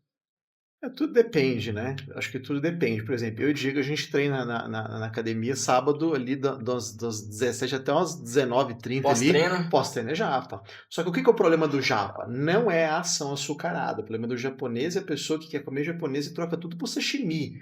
Alto índice de gordura saturada, tem cream cheese. O que menos faz mal no japonês é o arroz açucarado. O problema é a quantidade. Depende, cara. Se você pegar com as pessoas que eu vou, não depende não, meu irmão. Depende. Geralmente vai para poder Depende. destruir, irmão. Aí é o seguinte, depende de muitos fatores. Então, assim, eu não gosto do termo rodízio, porque o brasileiro ele tem a mania de ser custo-benefício. A comida mineira é muito gordurosa. Então, quando você fala de alimento, de dieta, tem uma questão que ela é regional e comportamental. De novo, a gente volta para o ambiental e o comportamental. Então, se eu pego uma pessoa, por que a dieta que melhor é avaliada mediterrânea? Porque quem faz, o europeu, ele tem consciência de que vamos pegar uma pizza aqui, então metade é sua, metade é minha. A gente comeu, tá? Eu tô com fome. Não, vamos dormir, amanhã a gente come mais. Então, assim, o brasileiro, ele é glutão. É comportamento, é ambiente, é cultura. Pão de queijo, você come 2, 3? Não, você come 10, 15 pão de queijo na fornada com requeijão de barra dentro. É comer pra ficar cheio, né? É pra ficar cheio. Então o problema não é o alimento. O problema é o comportamento. É o comportamento. É isso que eu tô falando, entendeu? No contexto comportamento, e quando a gente faz japonês, geralmente é rodízio de japonês. Quando é pizza, a galera quer reunir para ir rodízio de pizza. Exatamente. Quando é carne, é rodízio rodízio de carne. Rodízio de churrasco. Ninguém hoje em dia aprendeu a degustar ainda, entendeu? A maioria das pessoas estão ainda nessa mentalidade. Então tudo em excesso vai fazer mal. Ponto final. Entendeu? Bom, vamos lá voltando pro assunto da mulher, né? Vamos lá, Hugo. Hoje está em alta, né, o tratamento climatério e menopausa. O que você indica fazer? Então, quando a gente tem que pegar a pessoa que já está nesse processo, existe a pré-menopausa também, né? Então a pessoa está começando, para entrar no climatério, a pessoa já passou por aquele processo pré. Então a pessoa se já representa aquela névoa mental, que é muito famoso no climatério, na pré-menopausa, já começa com calorões, tem que ver a questão da menstruação, se já está pausando aquilo ali, se está tendo alguma questão envolvida a progesterona, uma desregulação ali na hora, de imediato, a gente já começa a ter aquele contexto que a pessoa já está entrando em pré-menopausa. Então, a pré-menopausa ele vem em um contexto hormonal. O contexto sintoma é o que faz procurar para ir para o lado hormonal. Tratamento, existem várias coisas que podem ajudar a melhorar os sintomas. E existe hoje em dia muita coisa no mercado. Existe, por exemplo, o óleo de prímula, um dos mais estudados, que é 500 miligramas de óleo de prímula por dia. A gente consegue trabalhar muito bem os sintomas de menopausa, assim como os sintomas de TPM também dá para ser colocado.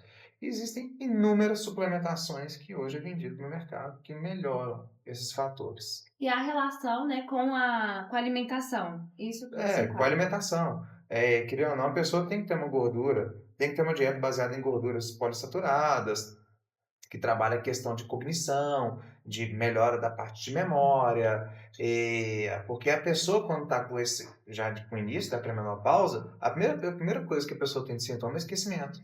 Então a mulher já fica assim, esquecida o tempo todo. Sim. À noite começa a suar igual doida, começa a ficar nervosa do nada. Então já são coisas que incomodam. Não sou mulher para falar, mas a maioria do meu público que passa no meu consultório são mulheres que estão enfrentando ali a pré-menopausa, menopausa, estão naquele período de climatério. Como que a gente consegue solucionar aquele momento? Então, hoje em dia existem muitas coisas. Quanto mais coisas que a gente trabalha para a parte de cognição, para a parte de memória, existe hoje em dia vendido o magnésio, que é a forma de bisglicinato, para mim, é uma das melhores formas que se usa na mulher, de preferência à noite, que até ajuda também a dormir. Existem outros produtos colinérgicos. Sempre quando a gente for usar coenzima Q10 numa quantidade maior, fosfato de ulcerina, que é um dos melhores suplementos hoje que se usa, colina, produtos com complexo B, aí que entra o metilfolato, que é B9 para redução de inflamação de homocisteína, entra o B12, que é ótimo para a parte energética, função colinérgica, esquecimento, queda de cabelo, e a gente usa ainda o piridoxal 5-fosfato na forma, pronto, a gente já começou a ajudar. Então vamos aqui trazer suplementos que podem melhorar essa fase de sintoma, e essa parte hormonal a gente trata junto ali com o médico da área também, especialista. Então acho que tudo pode ser colocado junto. E a falta de libido em homens e mulheres é mais comum do que a gente imagina? Com certeza. Primeiro que mulheres nesse período, um dos sintomas também é a falta de libido. Então está muito mais ligado à parte de rotina, à parte de estresse, igual o Juliano mesmo que citou muito, é muito mais questão do meio ambiente do que a gente imagina, tá? A parte hormonal, a primeira coisa que a gente tem que fazer aqui é regular essa parte hormonal, beleza? Agora, quando a gente vê em homens, e a gente vê com estresse crônico, principalmente na obesidade, o que a gente tem baixa com a pessoa com obesidade crônica? Testosterona. A primeira coisa que a gente pega é homens hipogonáticos com testosterona ali de 100, 200. Eu não estou falando aqui de acima de 50 anos, não. Eu estou falando de 18 anos, 22 anos, com testosterona de 200, 300. Vai ver, a pessoa não está tendo ânimo de estudar, ânimo de trabalhar, não tem libido, não tem ereção, não consegue ter ânimo de fazer nada, só ficar deitado. Isso são sintomas da testosterona baixa, que não necessariamente está ligado à libido. Tem associação, obviamente, mas tem pessoas que têm testosterona nas alturas e têm libido baixa. Então isso aí é multifatorial. Querem complementar? Eu acho que a gente é meio dark assim mesmo, né? A gente é meio dark, né, pra falar disso. Então, corte se puder aqui nesse momento, porque a gente entraria no off-label. Mas eu acho que realmente essa parte, a nutrição engloba muito essa parte no tratamento de menopausa, de climatério com a mulher, porque eu acredito muito nisso também, que existe o acompanhamento multidisciplinar com médico, nutricionista, para melhorar sintomas de fogarejo à noite, né, melhorar o sono da pessoa ali. Mas nos exames a gente vê muita alteração de LH-FSH quando a mulher está entrando para período de menopausa, mas é o que o Hugo falou mesmo, é trabalhar em cima disso, dessa parte comportamental, suplementos e, obviamente, corrigir a função hormonal que eu acredito muito que a mulher e o homem, nós não envelhecemos pela idade, mas nós envelhecemos pelo declínio hormonal, né? Então, tratar isso é algo, assim, é uma qualidade de vida e saúde para a pessoa de tremenda distância. Pode prolongar esse envelhecimento, Exato, né? exato. Prolongar a questão da... Saúde, qualidade de vida da pessoa. Vamos lá, Diego. Pessoas com excesso de gordura corporal absorvem e armazenam vitaminas de forma diferente? Boa. Essa é muito interessante pra gente contextualizar todo mundo aqui, mas com certeza, a pessoa que tá ali com excesso de gordura corporal, ela chegou ali por comer mal, né? Então, quando eu tenho uma má alimentação, eu vou desregular ali bactérias intestinais. Então, se eu não tenho um equilíbrio de bactérias intestinais, praticamente eu tenho menos absorção de todos os nutrientes, todas as vitaminas que eu tenho ali. Então, sim, né? Na prática, a gente vê que essas pessoas têm uma dificuldade maior. E aí cabe o profissional da área tentar trabalhar junto ali com o intestino da pessoa, fazer ela emagrecer, de reduzir a inflamação, que a obesidade é uma inflamação, mas tratar o intestino para que absorva melhor essas vitaminas aí. Mas tem sim essa correlação. Juliana, na verdade, e quais são os riscos de usar esses medicamentos sem acompanhamento adequado? Depende dos medicamentos, né? E depende do contexto que a pessoa falou.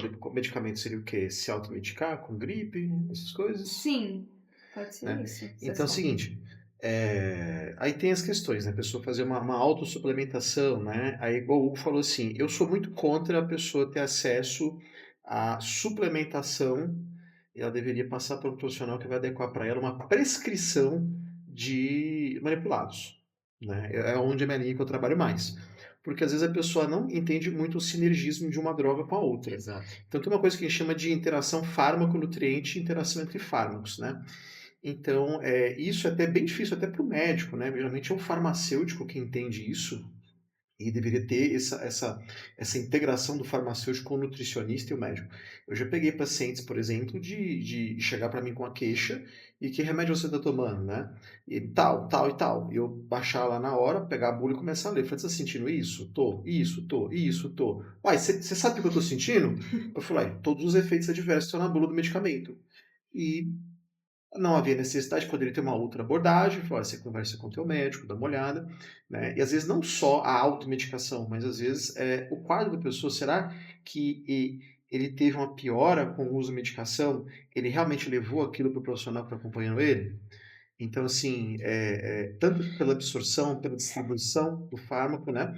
Então, fizeram agora a lei que você precisa de prescrição para comprar Mounjaro, Ozempic, Wegovy. Eu acho que é correto. A prescrição do Mounjaro só para prescrição médica? Todos, Saxenda todos. O Nenhum compra sem receita. semaglutida agora também? Todos, nenhum Porque compra sem Ribelsus receita. ainda está vendendo. Vai parar de vender, Tem previsão para isso? Não sei, cara. Olha só, Tem eu que olhar nas não legislações. vi isso. Só que o CFM mesmo declarou isso daí. Só ir no Eu perfil e não olhar vi isso que daí. agora vai ser tudo por Por prescrição quê? médica. É porque a pessoa ela pode se colocar numa zona de risco por fazer autoprescrição. Que agora automedicação. ficou uma coisa livre, né? O pessoal, exatamente. negócio que é tratamento de obesidade, tratamento de redução de Estético. glicose, É para diabetes tipo 2, está usando diabetes. emagrecimento. As pessoas estão usando, eu tô vendo pessoas magras usando. Então, por Sim. exemplo, né, até a gente veio conversando ali com o Diego, ele falou de Dualistat ali e tudo. Então, depende, né? Quem que é esse paciente que está usando? O que ele vai ter de efeitos adversos pelas medicações que ele está usando? Ele foi orientado? Ele não foi? Ele veio de uma orientação que foi orientação não muito individualizada? Ou ele mesmo leu na internet, ele ouviu, ele foi orientado por um amigo, ele começou. Então a gente tem essa pessoa que ela é uma polifarmácia. Ela não entende as interações e às vezes ela não traz um contexto pra gente do que ela está passando, né? O que ela usou. Então às vezes ela vem com queixas pra gente que foi exatamente dessa automedicação dela, que ela não percebe. Aí para dormir ela toma uma medicaçãozinha por conta, porque conseguiu, um amigo pegou, e para uma ação ansiolítica ela toma um outro, e dor pós-treino, ela toma ali uma medicação para dor, o Miosan, para ajudar na dor e para dormir, ela toma um anti-inflamatório, ela toma ibuprofeno por conta. Então, ela não entende essa interação, né? Então, às vezes a gente consegue ajustar as informações para falar, olha, isso aqui que você está tomando pode não ser interessante para você, pode estar fazendo efeito adverso, pode estar fazendo uma deficiência de absorção de nutrientes. Por exemplo, a metformina, ela é maravilhosa, só que ela reduz a absorção de B12 a nível intestinal. Então, vou comentar junto um com o outro ou vou trazer em outros horários? E a gente tem, por exemplo, até a parte de prescrição, né? Tem gente que suplementa ferro. Ferro deve ser suplementado logo ao acordar na parte da manhã, junto com uma vitamina C para aumentar a absorção dele e ser feitos em dias alternados. Né? A própria prescrição de T4, que os médicos fazem, ela pode ser feita à noite. Não estou prescrevendo para a pessoa fazer desse modo, mas tem vários médicos que ajustam. Aí o paciente acorda de manhã, tem que esperar tanto tempo para tomar para ir treinar.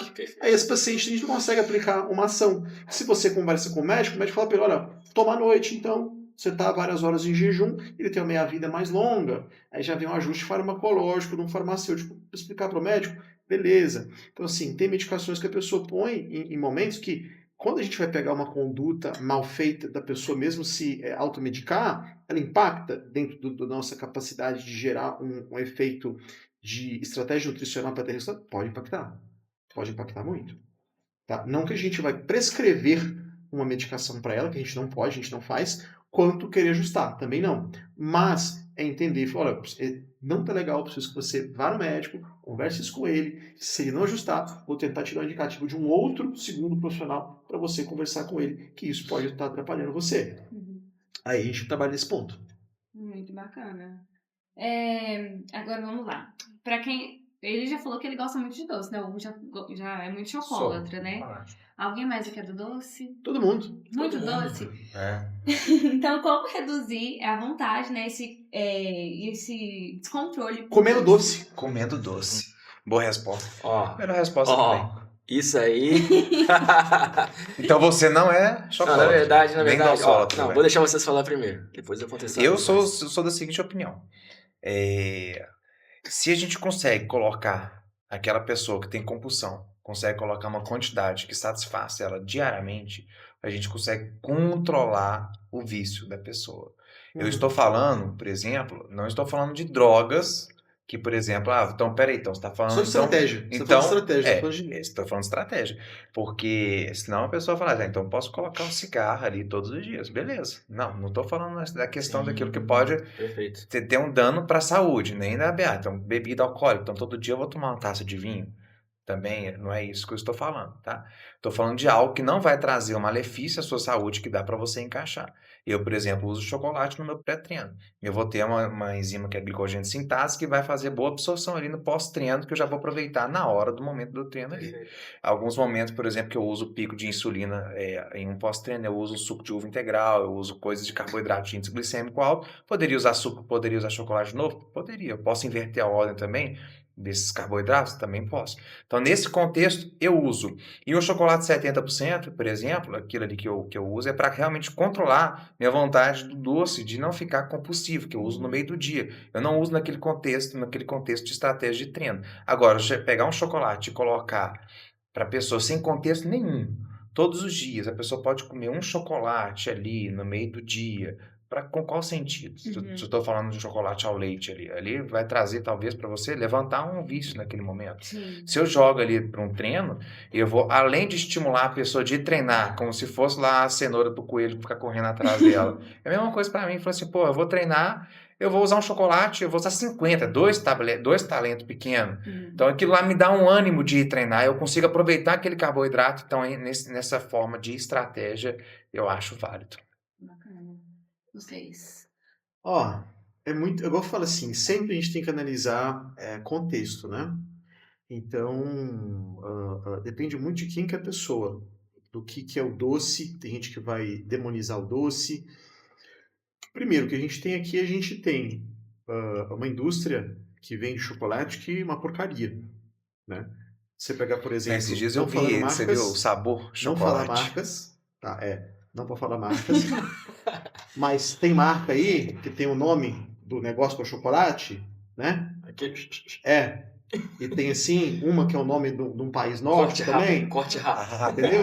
Porque assim, agora desculpa, eu demoro para pegar desculpa.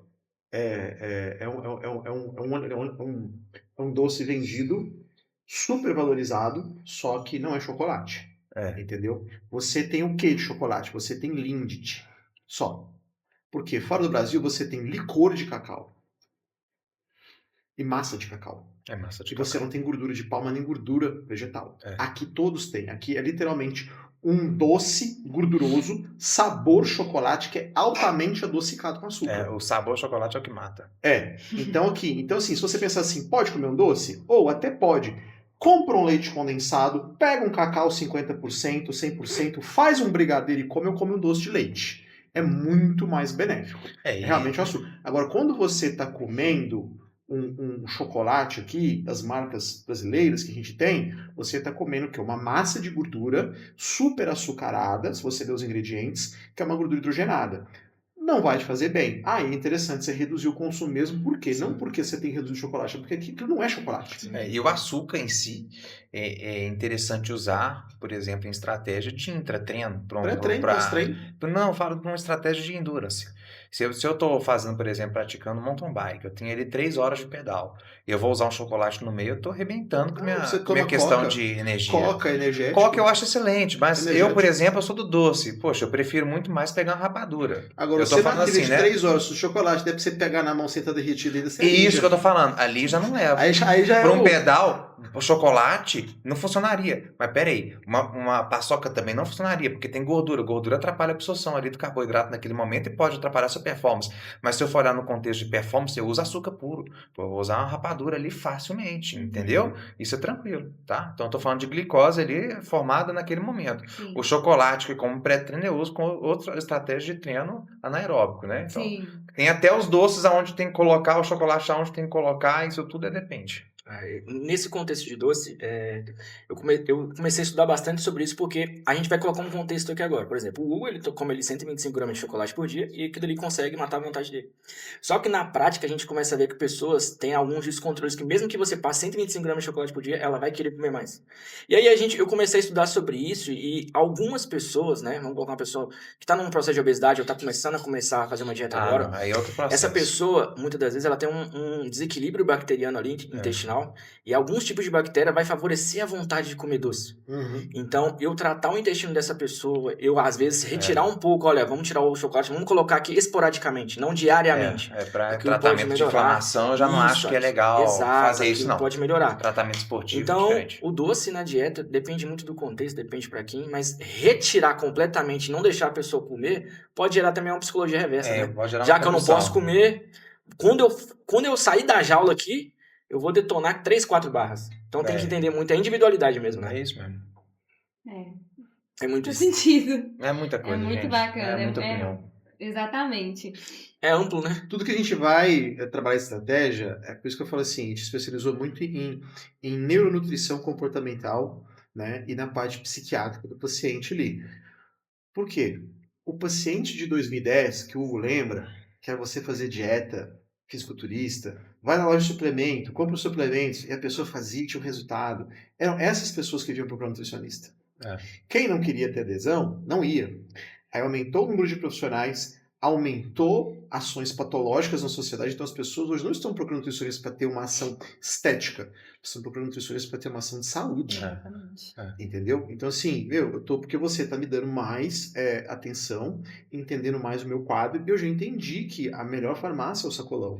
Eu já entendi que a alimentação, ela modula muita coisa. Ela não é vem só como pra ser... preventivo, né? Então, aquele paciente de 2005, 10, 15, que você fazia aquela dietinha ali de batata doce, frango, e você botava whey, creatina, tudo, não existe mais. Esse profissional, ele tá se extinguindo do mercado, graças a Deus. Graças a Deus. E você traz uma pessoa que consegue entender a individualidade. Então, sempre a gente vai trazer um ponto que é a parte comportamental da ação do paciente e a parte ambiental. Então, se você pegar, por exemplo, uma geração de avós e pais obesos e pegar essa criança e criar ela num ambiente de pais magros, ali, com uma alimentação boa, essa criança vai combater muito o gene de obesidade dela, que reflete 30% do resultado dela. E se a gente for pro lado E infantil, se então... pegar essa criança de avós e pais magros e levar ela para um ambiente de pais obesos com péssimas, essa criança não vai crescer obesa. Então tem muito menos relação com a tua genética e mais com o ambiente que você vive e o comportamento que você toma. Tem Suas Isso escolhas. é muito legal o que o Juliano falou, né? Você vê que até no alcoolismo mesmo, o tratamento ouro para alcoolismo é a mudança de ambiente. Por exemplo, o cara vai ser internado, o que ele Começa tá a fazer fazendo? trilha. O cara tá. Vamos por exemplo, vou internar um cara pro alcoolismo. Ele tira ele da pessoa e coloca na internação onde não tem álcool, não tem de pessoas que ele vai lembrar que ele bebe álcool com aquelas pessoas. Então o Uhum. ambiente, ele é muito. Ele é soberano, né? Talvez isso de internação também é muito subjetivo, né? Mas a gente está encerrando daqui a pouquinho aqui, só quero uma coisa que eu quero falar também, que eu acho muito legal, que as pessoas têm hoje mania de falar que não tem metabolismo.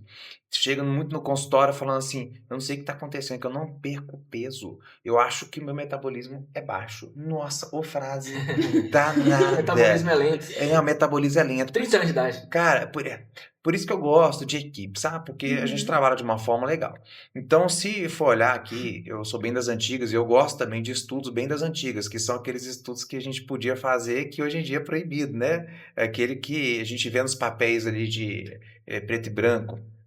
Então, tem um estudo bem antigo em que uma pessoa ficou enclausurada dentro do quarto com um buraco ali sobre a porta, né? Embaixo da porta. E nesse buraco era passado os pratos diariamente sob o controle de ingesta calórica.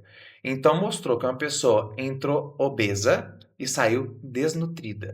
E eu estou falando isso o prazo de 30 dias. Eu não estou falando isso de um prazo de 6 meses, anos. Eu estou falando de uma pessoa obesa, obesidade mórbida, e saiu desnutrida em 30 dias. Pensa comigo quantos quilos que essa pessoa perdeu. Homem. A pessoa, obviamente, quase morreu. Poucos anos depois, morreu. E a pessoa jovem, tá bom? Então aconteceu isso, a gente tinha esses estudos controlados que era possível fazer. Hoje em dia são estudos proibidos, né? Que é pegar para fazer a pessoa como se fosse um rato de laboratório. Falar assim, ó, estou disposto a entrar nesse estudo porque eu quero ser uma pessoa magra, mas essa pessoa saía desnutrida dali. Uhum. Então a gente comprova que existe metabolismo na pessoa, só que o metabolismo, sob controle calórico, a gente consegue fazer resultado. Então, todo mundo tem metabolismo, ninguém é máquina, todo mundo é humano, mas quando a gente tem um controle em cima daquilo ali, a gente sabe como gerenciar isso, entendeu? Você está falando do estudo que foi feito nos anos 50, que chama Estudo de Minnesota. Na Minnesota. verdade, foram 36 homens nos anos 50, não tinha conselho de ética, eles foram submetidos a um regime de como é que chama aqueles negócios nazistas ali que o pessoal ficava lá? Regime militar? Não. Que ficavam os presos judeus lá, como é que era? Como é que chamava? Eles ficavam presos nos arames lá, como é que chama? Campo de concentração. Campo de concentração. Vocês estão ruins também, hein? Aqui, mas meu filho, nutrição pro campo de concentração, você me quebra, Eles pô. ficaram- demais. Não sou Eles bom, ficaram não, num nisso, não. regime como em campo de concentração. Eles foi um experimento voluntário nos anos 50, chama-se Experimento de Minnesota. Depois eles foram coloca lá no Google pra submetidos- vocês verem, é bem Que legal. eles foram submetidos a restrições calóricas severas. E foi um estudo voluntário.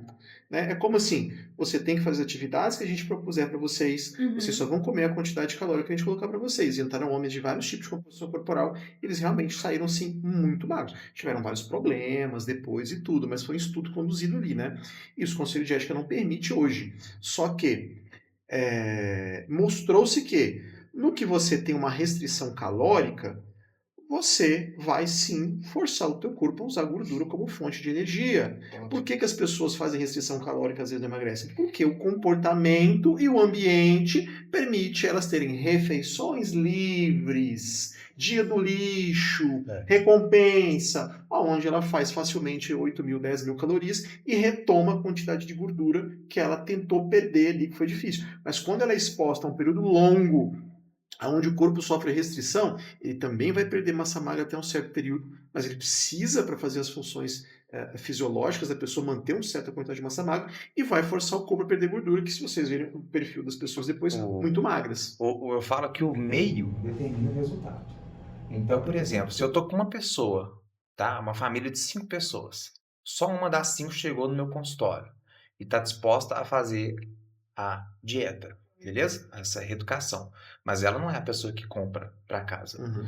Então, ela chega naquele ambiente de casa e abre a despensa, tá ali um Fandangos. Abre outra ali, tá um Doritos. Mas a pessoa tá disposta a seguir dieta, beleza? Então, abre a geladeira, o freezer, tem sorvete, Abre ali do lado, tem um bolo. O tempo todo a pessoa vai ter meios de escape. Então essa pessoa está altamente determinada. Mas quando a gente fala do meio, em um momento que essa pessoa passa por uma frustração. Entende? Sim. Porque se a pessoa passa por uma frustração, ali em casa não vai ter. Geralmente a pessoa tem que pedir no iFood, tem que ter esse trabalho. Aí a fuga ali, a realidade da fuga ali, ela é uma coisa mais distante. Mas quando o meio existe a favor da pessoa ter a fuga, em cima de um momento de descontrole emocional, infelizmente, o meio vai determinar o resultado. Ambiente obesogênico, né? Ambiente obesogênico. Perfeito. Nossa. Como diminuir a fome noturna? Boa. Eu acredito muito que... Nós temos alguns estudos, né? Mas principalmente as pessoas acreditam muito que cortar carboidrato à noite, às vezes, pode ajudar no emagrecimento e isso pode trazer mais fome. Mas eu vi um estudo que, recentemente, que você fazer um café da manhã em baixa quantidade de caloria pode trazer uma fome noturna. Ou seja, o café da manhã ele é muito importante para você diminuir a fome noturna. Né? É a estratégia errada do jejum aí também. Exatamente, já pode trabalhar. Jejum de manhã não é jejum, é preguiça. Jejum é feito assim como o ciclo circadiano. Os animais, um passarinho, ele acorda cedo e tá cantando. Quando é agora 16, 17 horas, acabou. Estão todos dormindo. Jejum até no outro dia de manhã. Os animais também. Exato. Então quem faz jejum de manhã é preguiçoso. Porque ficar sem comer até o almoço é fácil. Jejum é você parar de comer às 16 horas e só no outro dia às 6 da manhã você se alimentar. Isso é jejum. Exato. Isso é jejum. E eu acredito muito, por exemplo, a gente pode usar um contexto aqui, churrasco, domingão. A pessoa passa a tarde toda comendo ali, churrasco, proteína, e chega à noite ela não come nada, porque não tô empazinado, comi muito durante o dia, ou seja, ela comeu muita proteína no período da tarde, não tô falando pra vocês comerem churrasco, tá, durante a tarde, mas o aumento de proteína na parte da tarde também pode trazer uma saciedade no período da noite. Então, muitas das vezes, a fome noturna pode ser o café da manhã ruim, né, café da manhã com pouca caloria, e ao decorrer do dia, baixa ingestão de proteína também. Legal. Pessoa que fica longos períodos. Você para pensar, igual eu falei no início, são pessoas que comem pouco ao longo do dia. É a pessoa que faz um café da manhã corrido, faz aquele almoço de pedreiro, bate aquele prato e à noite joga aquele outro prato. A pessoa chega gostou e fala assim, mas eu como pouco, eu faço só 3 refeições no dia. Mas a pessoa esquece do tempo que ficou, às vezes ali, pegou e beliscou coisas para poder tampar o buraco naquele momento, que nos menores alimentos estão as maiores calorias. Exato. E aí? A gente volta de novo por quê? Comportamental. Comportamental e? Ambiental. Tá. Peguei um paciente ali e vou falar o seguinte. 10 horas da manhã eu vou colocar para você aqui um purê de batata barô, purê de batata, uma carne moída, vou colocar aqui uma cenoura cozida, vou colocar algumas coisas para você aqui comer. Nossa, 10 horas da manhã. Isso. E quando for meio-dia e meia, você vai comer de novo. E quando for 15 horas, você vai comer de novo. Nossa, mas eu não quero comer isso. Percebe? Ela quer se recompensar. O brasileiro, não, de manhã café da manhã. Eu tenho paciente que gosta de comer café da manhã. Mandioca. Sim. Cozida. Eu também. Sim. E cuscuz e tudo. Então a gente vê. Agora, não, é pãozinho com manteiga, com café com leite. E de tarde? Não, de tarde biscoitinho de polvilho com café. Aí chega em casa, você janta? Não janto. Eu como o quê? Aí lanchinho, né? Que é o quê? O misto quente.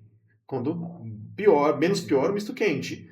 Aí eu falei, o que você comeu? Não, eu comi salada e carne no almoço. Que horas que essa criatura se nutriu? Não se nutriu. Aí o que ela tá com vontade de comer à noite ali? Muito. Só que aí você pega a pessoa e fala o seguinte, quem na face da terra já engordou comendo comida de verdade? Vai na roça e vê quem come comida de verdade se engorda.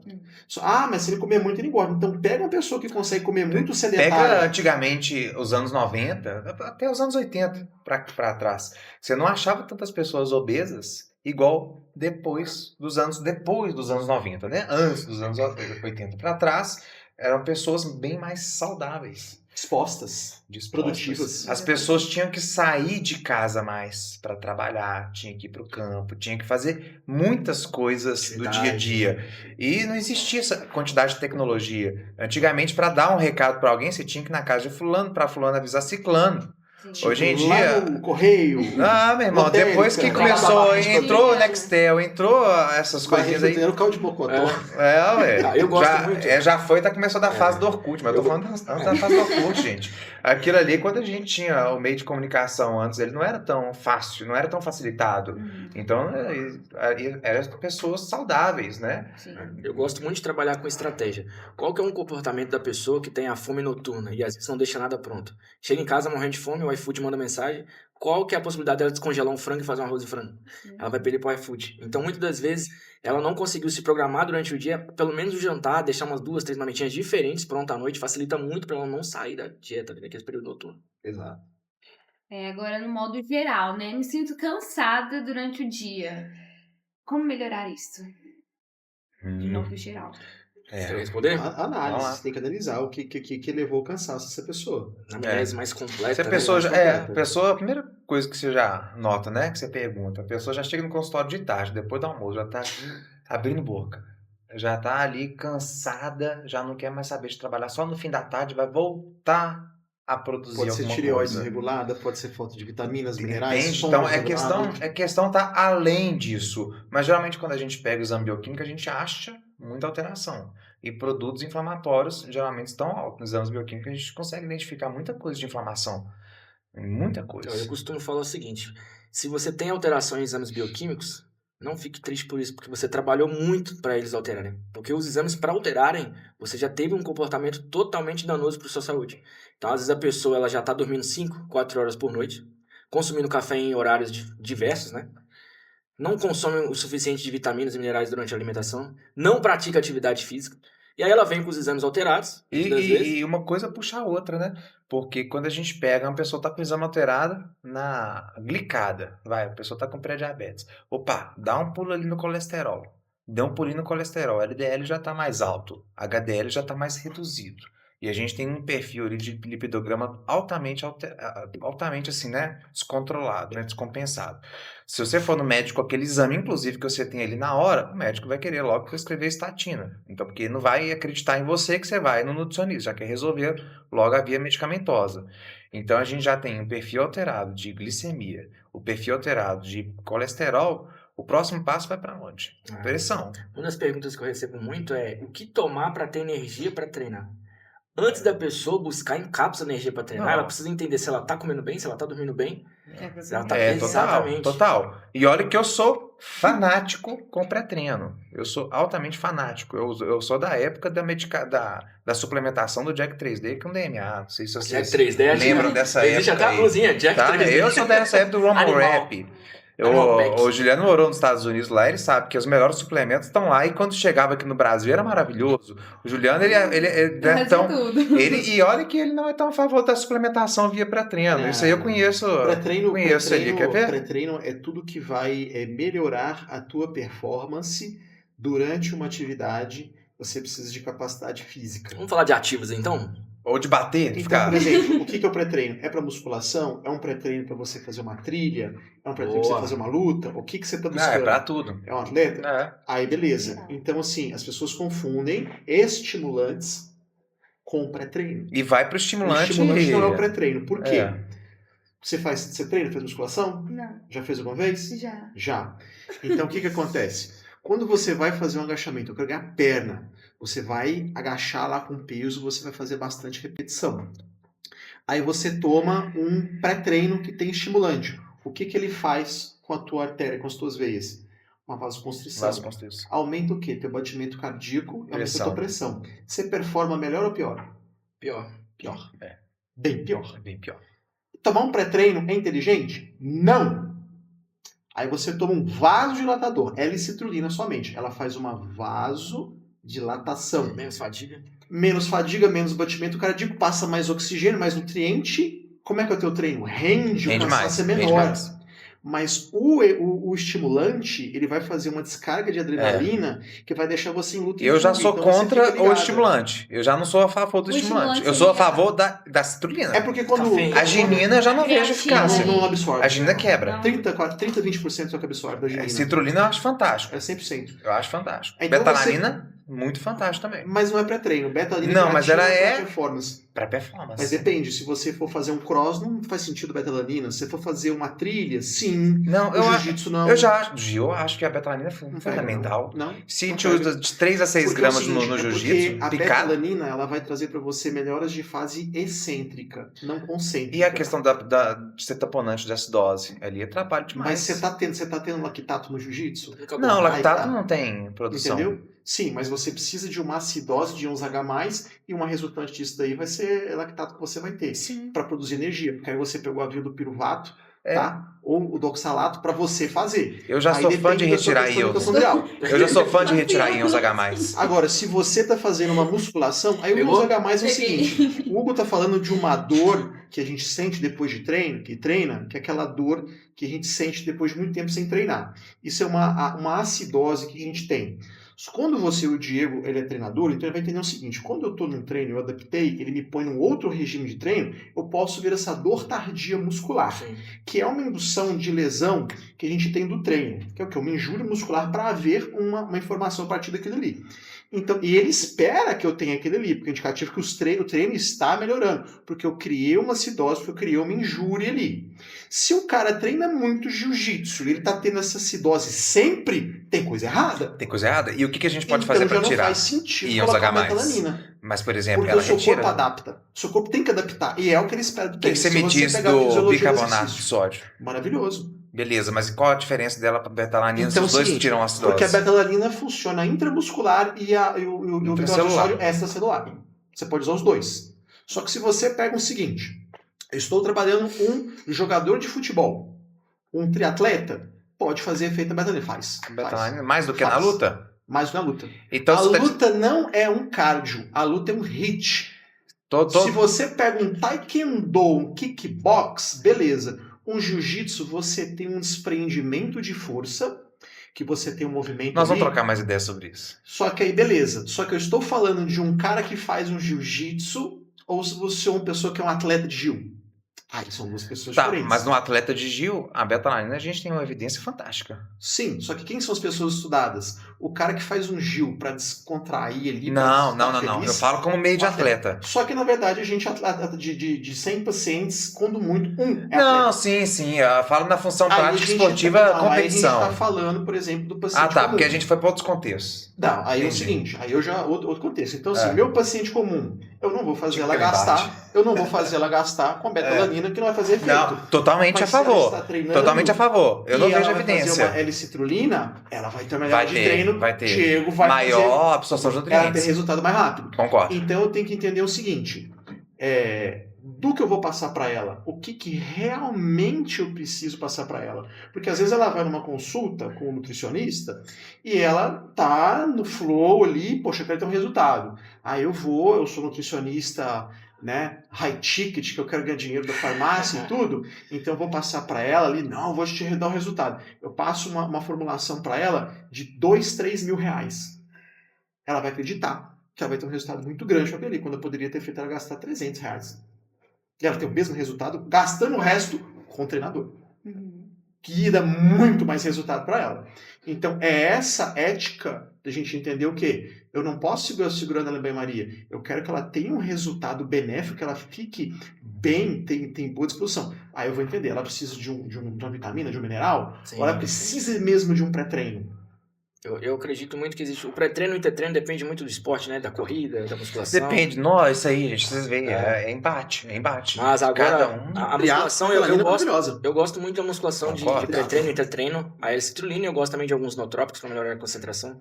A gente consegue ali, durante o uso de nootrópico para musculação é muito bom, porque a pessoa ela se mantém mais concentrada, ela tem uma contração muscular melhor. Isso é um bom treino. Então, eu gosto muito. Tanto que, atualmente, tem sido produzido muito pré-treino sem cafeína e com nootrópico. Ah, não. Eu gosto desses pré-treinos.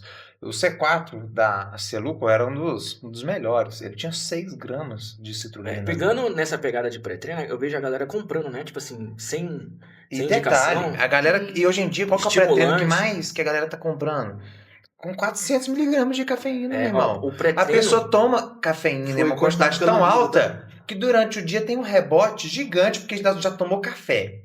Já tomou uma cápsula de E o cafeína sono? ali de E o manhã para sono? acordar. abrindo a boca o dia inteiro. Aí, Excesso de aí a gente já cafeína, volta na rebote, pergunta. na certa. Me sinto cansado durante o dia. Tá se Já enchendo vem. de pré-treino. Fala assim, peraí, o que você tá usando de estimulante? Aí o ser humano curte uma efedrina, então.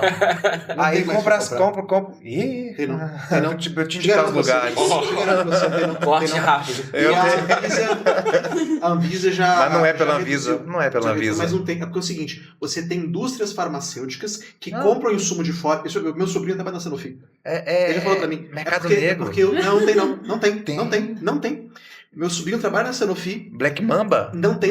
Que não tem efedrina nunca! Black Mamba? Nunca que tem efedrina! Black Pode mandar Mamba? analisar, Pode mandar Tá analisar. falando com um cara que 25 mandar gramas de analisar. efedrina? Pode mandar analisar. Stimerex? Hugo, presta atenção. Metildrening? Não tem. Tem. Não tem. Sabe por quê? Vou te explicar.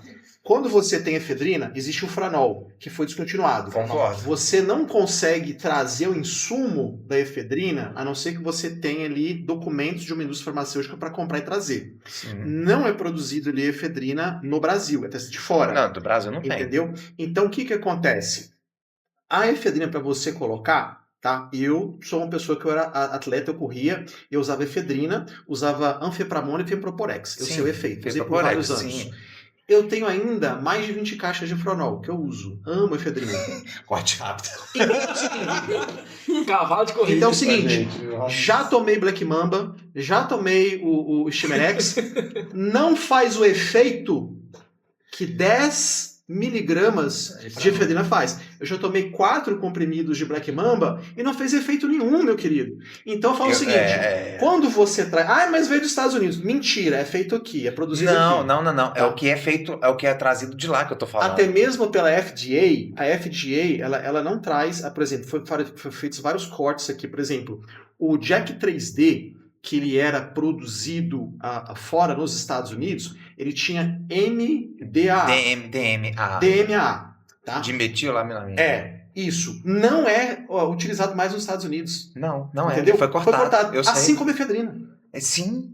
Então não tem nem no Brasil, nem fora você fazer a compra mas de foi efedrina. cortado há quanto tempo? Mais de 10 anos. Há mais de 10 anos. Foi, não. É Garanto igual você. a gente achar Garanto também. você. É igual- Eu te juro pra você. Nós vamos fazer uma apostinha aqui. Podemos fazer uma aposta, pega o laboratório, manda analisar, Nós vamos não tem fazer uma efedrina. apostinha. Não tem A efedrina. aposta tá dada aí, A galera. aposta tá Não tem dada. efedrina. Eu vou provar isso aí, ó. Não tem efedrina. Pode perguntar o Kaminsky. Pode Então perguntar o tá bom. Kaminsky. Não tem Então tá efedrina. Beleza. E o Super Coffee? O que você quer dizer Ixi. sobre o Super Coffee? Vamos lá. Péssimo. É. Acho que é só isso, né? O que mais quer É um falar? café muito caro. É moda. Péssimo. O pessoal tá usando muito pra poder... Mas veio de onde isso? Blogueiragem, né? Blogueiragem. Mas quem que difundiu o Super Coffee? Geralmente você pode ter certeza. Alguém que tem mais de 3 milhões de seguidores. Eu sigo uma pessoa que eu corro. Eu Sim. corro na Orla da Lagoa aqui, eu gosto bastante da corrida. E eu sigo uma influenciadora, né, dessa área, chama Manuela City. Uhum. Eu acho que eu conheço ela. Conhece? Ela ficou bem famosa porque ela desistiu da medicina e foi pra esse rumo, sabe? Ela desistiu, ó. Ela desistiu. Eu Passou na conheço federal. muito que ela corre dermato também. Ela é dermatologista e propõe essa corrida sem estragar a pele, né? Então cada um fala cada um tem uma abordagem. E ela fala muito sobre o Super Coffee, né? Ela incentiva muito o Super Coffee pra gente poder tomar antes de correr, um pré-treino mesmo. Tem que tomar cuidado com a cafeína na corrida também. Pode diminuir muito ali a... Pensa comigo, você quer melhorar teu pace. Então, obviamente, você vai começar a correr um pouco mais rápido. Muitas vezes a pessoa não consegue correr porque o batimento cardíaco dela fica muito alto e ela vai sentir uma ofegância. Então, ela não consegue respirar direito. A pessoa já tem uma frequência alta de aí vai batimento tomar, dependendo da durante a dosagem, corrida. muito mais alta de cafeína e vai atrapalhar um pouco. É a mesma parte do treino, né? Você faz uma vasoconstrição. Para corrida é interessante? Não. O que o Super Coffee faz? É cafeína que vai estimular a adrenalina, que vai colocar você no processo de luta e fuga. Aí você ficou ligadona para correr. Mas peraí, você precisava? Você tá correndo de manhã cedo, à tarde? Não, eu acordo muito cansado e vou correr de manhã. Então é negócio de regular o teu sono. E você trazer o teu ciclo circadiano de manhã e correr. Ah, mas aí eu fico mega ligadaça e vou e corro. Beleza. Mas aí você pode estar tendo uma sobrecarga cardíaca ou então não correr num pace adequado, forçando o teu joelho. Que é o que a gente vai ver. Exatamente. Se você toma ali uma L-citrulina que vai aumentar a tua vasodilatação, você traz B6, B9, B12, ferro, tá tudo adequado, zinco, magnésio, você começa a ter uma melhora natural do teu corpo. Como a gente fala, o teu corpo ele vai entrar em estágio que ele vai adaptar. Então, quando você está em estágio adaptativo, você consegue correr uma quilometragem maior, e consegue E oxidar. hoje em dia tem a própria beterraba. Beterraba em pó. Toma 500 ml de beterraba pra você ver. Só você consegue, eu não consigo não. De beterraba em pó? Consigo não. Não, Cara. não. Não, aí é muito mais caro. Ah, Vamos lá. não. Nós estamos falando O de suco de benefício. beterraba, não, eu já te mostro, a citrulina é muito superior. Não. Eu já fiz com o Titã Sim, essa sim. abordagem. Sai R$9 uma dose de suco de beterraba e sai R$4 uma dose de citrulina. E é muito superior. Então não faz sentido A financeiramente. citrulina tava saindo mais caro. Não, pelo Tá contrário. pegando 30 farmácia. doses em sachê em farmácia, a média é de R$110 a R$130. 30 doses. É muito em conta. Não, então puxa aí um assunto aí. Suplemento para corredor. Vamos colocar isso aí citrulina. no próximo tempo. L-citrulina. Os outros não pode falar. Mas olha, principalmente no período da manhã. Cara da Arini. Principalmente no período da manhã, eu acho muito interessante você se preocupar muito com o seu jantar, a refeição que antecede o jantar e a hidratação antes de dormir também. Exato. Porque para você correr de manhã A cedo, hidratação antes de dormir tem que ser menor, porque senão você vai acordar por urinar Não vai de noite conseguir e vai dormir levantar de seu noite. sono. Exatamente. Eu já fiz maratona que... Maratonista? Não, ex-maratonista, eu já fui. Ah, Meu pai, Eu ele faço maratona também, de série. Não, é maratona de sério, já fui. Quem faz uma maratona pode se considerar pelo menos um maratonista, Não, né? se fez uma, já não era. já era. Já foi. Meu pai, ele é ultramaratonista. Então, meu pai, desde pequeno, eu vejo ele nas provas. E eu já errei uma vez, errei feio. Eu fiz uma ingestão, eu fiz um cardápio no dia anterior com uma ingestão alta de carboidrato. Então, com uma ingestão alta de água. Pensa. dormiu nada Meu irmão, além de não ter dormido nada, não coloca nada. Eu fui competir. durante a corrida. A cada 5 quilômetros, a cada 10 quilômetros, eu parando pra urinar. No meio dos outros, ô mijão. Falei assim, pô, velho, fui pra corrida pra ficar urinando. Exato. Então, assim, isso aí é nas épocas que eu não tinha nenhuma noção de nada. Então, assim, a gente vai fazendo as cagadas e vai aprendendo em cima É o das cagadas. biohack, né? Você tem que testar. Sim. É. Ó, suplementos para tomar cuidado na corrida: cafeína e Aham. carb up. Carb up também depende do quanto você corre, do tempo que você corre. Exato. O carb up em algumas pessoas pode dar até desbiose intestinal. Exato. Então, tomar muito cuidado, porque é modinha, né? A pessoa tira ali o carb up, aí você vai ver a pessoa tá correndo 3 km. Tem Tá tomando carb up. O que o Diego tá falando é o seguinte: tem o pai da nutrição, é o Askin Jukendrup, é um inglês, e ele traz muito esse conceito, uma coisa que ele é ciclista, né? E ele traz muito esse conceito da fisiologia durante o treino. Então a gente não está falando da pessoa que vai correr 5 km, corrida dessas marcas, Semig, né? Essas Track and corridas. field. Não, aí é uma pessoa tentando ter um pace maior. Então o que a pessoa faz? Ela faz um carb up ali durante a corrida, que ela acaba tendo uma diarreia. Então é muito comum você pensar na internet e ver foto das Desbiose, né? pessoas. Não é uma causa de desbiose, é uma causa de diarreia. Entendeu? Porque, por exemplo, você faz um carb up. Tem aí nome você... disso, não tem? Que a pessoa que entra com processo de carb-up e entra com diarreia tem um nome, processo Tem. fisiológico. Fisiológico, porque você tem uma estrutura da tua perfusão sanguínea, ela tá Mobilidade onde? intestinal. Ela tá no intestino ou ela tá tem um nos nome membros pra que isso. você tá correndo? Quando você faz atividade, você não consegue fazer de barriga cheia. Por quê? Porque você tem uma perfusão de sangue pro teu corpo para ele ter performance. Por isso que a gente não alimenta logo antes do treino. Desce direta, né? Então o que acontece? Você não tem sangue no intestino enquanto você está fazendo atividade para você fazer o processo digestório. Então o seu corpo quer pôr para fora, de alguma forma. Então ele vai fazer um processo ali de diarreico mesmo. É. Só que o que acontece? Você não tem um alimento sólido de fibra ou de proteína.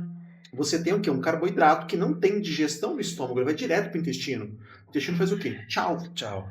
Aí a pessoa ela toda borrada, diarreica, com a perna toda Nossa. escorrida. É muito comum você ver foto Já vi isso da demais pessoa. acontecer Aí em prova. existe uma coisa, que é a inteligência dentro da nutrição, que chama-se você fazer o train your gut, que é treine o seu intestino. A gente pega o paciente e começa a trazer para ele alimentos ali que tem fontes de carboidrato com um pouco de fibra em provas menores e você vai entregando para ele o quê? Um carboidrato na quantidade calculada pré, intra e pós. Pré, intra e pós. Ele foi adaptando até o ponto de você conseguir entregar para ele uma alimentação pré-treino, intra-treino em provas de longa duração, para ele conseguir comer e não ter esse efeito diarreico. Você está treinando o físico dele para isso e ele consegue, quando vai treinar para uma prova, ele já está familiarizado com o intestino. Então o que acontece? Quando você dá para ele assim 10, 15, 20 gelzinhos de carabá para ele, ele pode tomar um energético, tomar o que for que ele for tomar, que ele não vai ter esse efeito diarreico. Então, é uma estratégia de nutrição esportiva que a Perfeito. gente chama de train your gut, treine teu intestino. Aí é um processo que você tem que fazer meses antes com a pessoa. Perfeito. Perfeito. Né, da corrida tinha. Você lembra do EPO? A galera utilizava? Sim. Lance Armstrong. Lance Armstrong. Todo triatleta usa. Lance Armstrong A EPO descobriu. é eritropoetina para aumentar os Eritropoetina. glóbulos vermelhos para você ter mais Ele oxigênio. descobriu que injetando ali, aumentando a eritropoese, né? Aumentando a produção de eritrócitos, aumentava a quantidade de ferro e ferro levava oxigênio. Então a gente aumentava a performance através de EPO. Então pegava, aumentava o sangue, melhorava o sangue, jogando a própria eritropoetina para produzir energia através de oxigênio, a pessoa conseguia desenvolver mais, até cair no doping. Então Lance Armstrong descobriu o EPO através desse. Foi igual aquele papo do Arnold Schwarzenegger do GH, né? Que ele pegou do cadáver, tirou do cadáver lá e colocou e descobriu o GH. É um papo meio que esquisito. Mas esse do Lance Armstrong é Na verdade, não verdadeiro. por causa do GH. Foi o quê? O Lance Armstrong admitiu o uso de GH. Ele admitiu? É porque acontece. Eu moro em Aspen, no Colorado. E lá são 3 km de altitude. Então, quando você fica muito tempo lá, você, por ter o ar rarefeito, você começa a fazer um aumento de hemácias, células vermelhas. Quando você desce para o nível do mar, você está com o EPO mais alto de forma natural. Tanto é que tem atleta que vai treinar lá, fica 2, 3 meses, aumentou a capacidade sanguínea de hemácia, tira o sangue e quando volta, ele faz uma infusão ali com o próprio sangue que está cheio de EPO. Sim. Entendeu? Então, o que acontece? Quando você tem triatleta, ele tenta aumentar ali com a injeção de EPO, que o próprio hormônio mesmo, esteroides, vão fazer esse aumento de eritropoiese na medula. E é o que? Nada mais nada menos que você aumentar a quantidade de hemácia. Ela vai carrear mais oxigênio. Carreando mais oxigênio, a pessoa tem uma melhora da performance no exercício. Só que nesse passo, o sangue também fica mais viscoso. Então, você não vai fazer um EPO numa pessoa iniciante. Você tem que ter uma pessoa que ela já tem uma base de Não, e hoje em dia ali. também isso nem. Então, o que acontece, né? Você tem pessoas que fazem essa estratégia. Por exemplo, você pega, por exemplo, o pessoal dos Andes lá, jogador de futebol, que vai pro nível do mar para poder jogar bola, pô, dá um show. Ou o pessoal joga no nível que eles vivem, vai o pessoal de futebol para jogar, não tem a mesma condição física que eles. Então, você é melhor de performance nesse ponto ali. Então, eu queria fazer uma última pergunta antes da gente encerrar. Bora. Um último tema. É a questão a gente falou muito sobre criança, obesidade infantil. E recentemente, né, de uns anos pra cá, muitas mães têm, assim, colocado açúcar na vida das crianças depois de 2 anos de idade. Vocês aplicam isso? Você aplica isso no seu filho? Isso aí é Filho do Saratsu. É complicado. Meu filho mesmo, ele tem uma questão. Ele é muito magro, ele é alto, mas é uma criança assim que por ter vivido demais com outras crianças que gostam de doce, acabou apresentando mais cedo. Ele só foi experimentar refrigerante agora com 6 anos de idade, tá? Mas eu falar que ele experimentou açúcar depois dos 2 anos é balela, é mentira. Que acaba que na sala ali, alguém passava ali debaixo da cadeira, falava assim, toma aqui pra você que é bom, entendeu? Então, acontecia isso, e a partir do momento que a criança sente aquele paladar, ela sabe que é bom. Então, a gente tá vendo aí uma geração de crianças magras com cáries. Então, pô, tá acontecendo, a pessoa é magra, tá com problema de cárie, tá com alteração no exame.